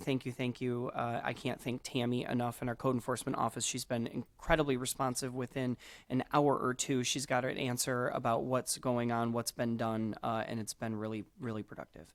We've got our District 2 Citizens Advisory meeting. It's a fourth Monday of every month, 7 o'clock at Goldner Walsh Nursery. The last meeting we had, thank you, Mayor, for coming to all of those meetings. It's been very helpful to me as some of the questions precede my ability to answer, and it's nice to be able to have someone there to back up some of those fine details. What I will say about that meeting is we are almost up to 200 people coming to our meetings now, so come to where all the action is at the Goldner Walsh Nursery, fourth Monday of every month, 7 p.m. Thank you. District 4, Councilwoman Kathy Lee James, closing comments. Yes, District 4, our city community council meeting will have to be canceled for this month. We normally meet on Thursdays, and that meeting was scheduled for May the 26th, but we have meetings scheduled for the budget, so we're going to cancel for this for Thursday and reschedule at a different time. On Monday, May 23rd, though, we will have the Parks and Recreation and Public Works Subcommittee meeting. We meet in the Legislative Chamber in the Legislative Conference Room, rather, at 12 noon. I also want to say congratulate the clerk on the progress that has been made with the marijuana growers and those businesses, because I sat through, when I was in the audience, many meetings of just unbelievable roadblocks, and it is really good to hear that process is moving along. So congratulations, and I think that's great news for the whole city. Also, we have tree planting scheduled for this Saturday on Howard Street across from Baldwin Park. The tree plantings are sponsored by Relief of Michigan, the Pontiac Community Foundation, and the City of Pontiac, and the Friends of Pontiac Parks. It starts at 8:45. If you'd like to volunteer, give me a call at 248-425-4663. We're going to have lots of folks out there working to get those trees in the ground, and so we're looking forward to that. I think that's all I've got. Thank you. Thank you, and it's worth pointing out that the time for Councilwoman Kathy Lee James's birthday beckons forth, and at our next week's City Council meeting, we'll be celebrating that auspicious occasion. Representing District 3, Councilman Mikhail Goodman. Good evening, everyone. First of all, happy to be back from not being here last week. Just going to cut straight into it. What happened in Buffalo, New York is a travesty that is not unseen in America. Unfortunately, there are things that make this very unignorable. The person who murdered all of those people started filming that on a live stream, had a manifesto speaking about their views and their thought processes and why they chose a majority black neighborhood and grocery store. This shows us that racism is still a public health crisis. It is an endemic that we continue to go through, and it does not change. It does not disappear with the election of a black president. It doesn't disappear with the election or election of a black vice president. It doesn't go away with elections. It goes away with actual change, actual efforts to be done to change the systemic parts of our system that have created and exacerbated this problem. The fact that there is any population of people who have to operate under the daily fear of domestic terrorism is appalling. It doesn't matter whether they're black, white, Asian. There is no part of our population that should feel in danger because someone is going to target them based on their identity. And not only that, we are in an age of mass shootings. As a younger person who has had to come to adulthood in the society, there has not been a year, there probably hasn't really been a month that there hasn't been some type of shooting that has happened that has taken the lives of multiple people in our country, especially in our schools. So then we begin to see all these different areas of our society compound upon itself with no actual gun control, and we allow anyone to essentially do whatever they want. We have a problem with racism and xenophobia and racial inequality, but yet we don't address them. And then we begin to see them compound and build upon themselves into situations like what happened in Buffalo, New York, and across this country, really in the same weekend, where within the same couple of days, we witnessed multiple shootings happen for multiple different reasons that target people based on their identity. So the question that I then have, and many of my colleagues have had, is every time we run into this situation, we have the same couple conversations for a couple weeks. The media goes nuts over it because it's something that is fascinating to watch, but never does anything happen. The fact that we're still having conversations about no-knock warrants and police brutality, and the fact that the Crown Act just had to get passed through the Michigan legislature this past year, the fact that we're still having to have these conversations in 2022, even over things as minor as the fact that a person can wear their natural hair in their place of work, to the fact that black people shouldn't be gunned down grocery shopping, there is still a lot that needs to happen. And if anyone says otherwise, I'm sorry, you're wrong. With that, I am done. Yes, sir. Thank you. President Pro Tem Carrington, hailing from District 6. Yes, sir. Good evening, everyone. It's been a lot said tonight, so I just want to tell this community where I stand on much of what's happening. First, I'm not against recreational or medical marijuana, but what I am against is any proposal that doesn't offer jobs or guarantee jobs to the citizens of Pontiac, that doesn't have any social equity. That's what I'm against. Since I've been in this community for 13 years, I have heard citizens complain about businesses not honoring their agreements. That nothing's in these agreements that make them honor their agreements. Right now, Bloomfield Township Development owes the city $2 million. How much? $2.3 million. So please forgive me if I don't get excited when someone comes in front of me and offer me word of mouth and what they're going to do for this city. So as a council person, I was put here to make sure I get the best for this city, and I'm going to continue to do that regardless of who comes to the mic and say they support something, because I don't know if they got anything in their pocket last week. I don't know that. I don't know the relationship that they have with some of these developers. But I do know that I can stand here from a neutral standpoint and make a neutral decision based on what that developer wants to offer this city and what we've given up as a city. So again, that's where I stand when it comes to that. What happened in Buffalo is very sad. But I don't want us to leave here without thinking about those individuals. And I just want to say their names tonight. Roberta A. Drury of Buffalo, New York. Marcus D. Morrison of Buffalo, New York. Andre McNeil of Auburn, New York. Aaron Salter of Lockport, New York. Geraldine Talley of Buffalo, New York. Sister Celine Cheney of Buffalo, New York. Haywood Patterson of Buffalo, New York. Catherine Massey of Buffalo, New York. Pearl Young of Buffalo, New York. And Ruth Winfield of Buffalo, New York. This could have happened to any one of us. we could have been in that grocery store on that day. So I know my colleagues talked about the hate which we have in this country. And until we decide to change that direction of this country, until we decide to have open conversations about white supremacy and destroying racism, it's not going to change.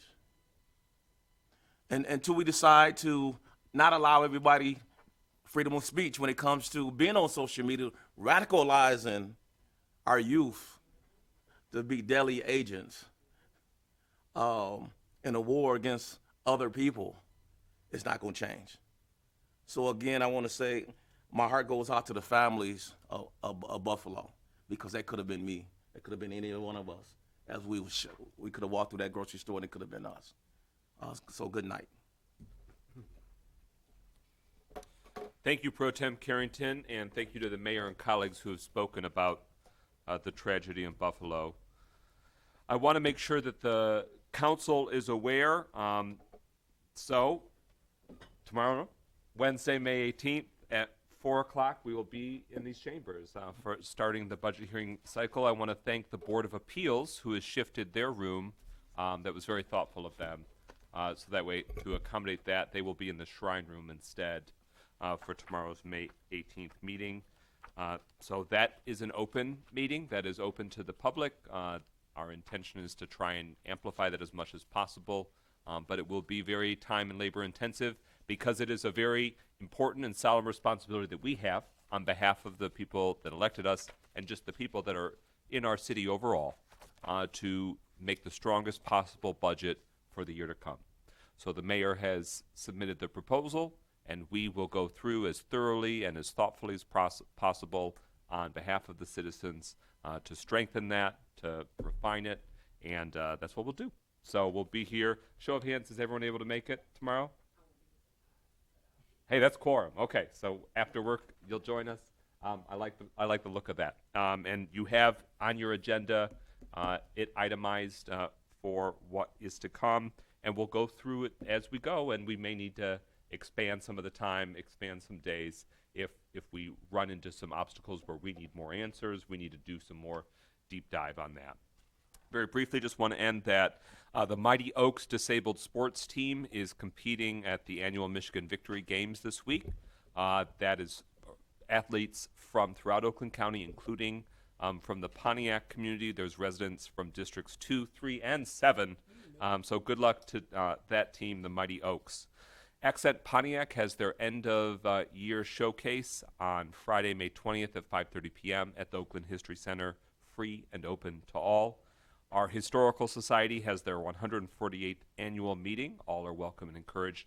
This year it's at the Wisner School, if you've wanted to go inside and check out the renovations. But we also have a 1901 carriage built at the Standard Vehicle Company. If you see that building at Osmond and Woodward in District 1, that in 1901, an early carriage that was built has just been restored. That's in the lobby there. May 21st is also the Walk for Wellness from the sheriff deputies at the Wisner Stadium track. You heard from the mayor about the many Memorial Day activities. And finally, I just want to thank the community for showing so much love to Nick's Corner and Nick Mansour in the recent days, and really want to salute Oakland Forward for putting together a farewell send-off because he deserves it. He has shown much love and dedication to our entire city, but definitely the neighborhood in District 7 and District 1 closest to where his restaurant stands. So just want to say God bless you. We will think of you very fondly, and we know that we will see you again.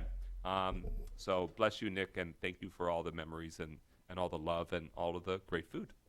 So with that, is there a motion to adjourn this evening's meeting? Moved. Support. Moved by Goodman, seconded by Carrington. Roll call. Hearing no discussion. Meeting down the door. Roll call and adjournment. Clerk Doyle. Parker, Yes. Rutherford, Yes. Carrington, Yes. Goodman, Yes. James, Yes. McGinnis, Yes. Nicholson. Yes. 7 yeas, no nays. That motion carries. We stand adjourned at 9:13 p.m. Mike, did you skip?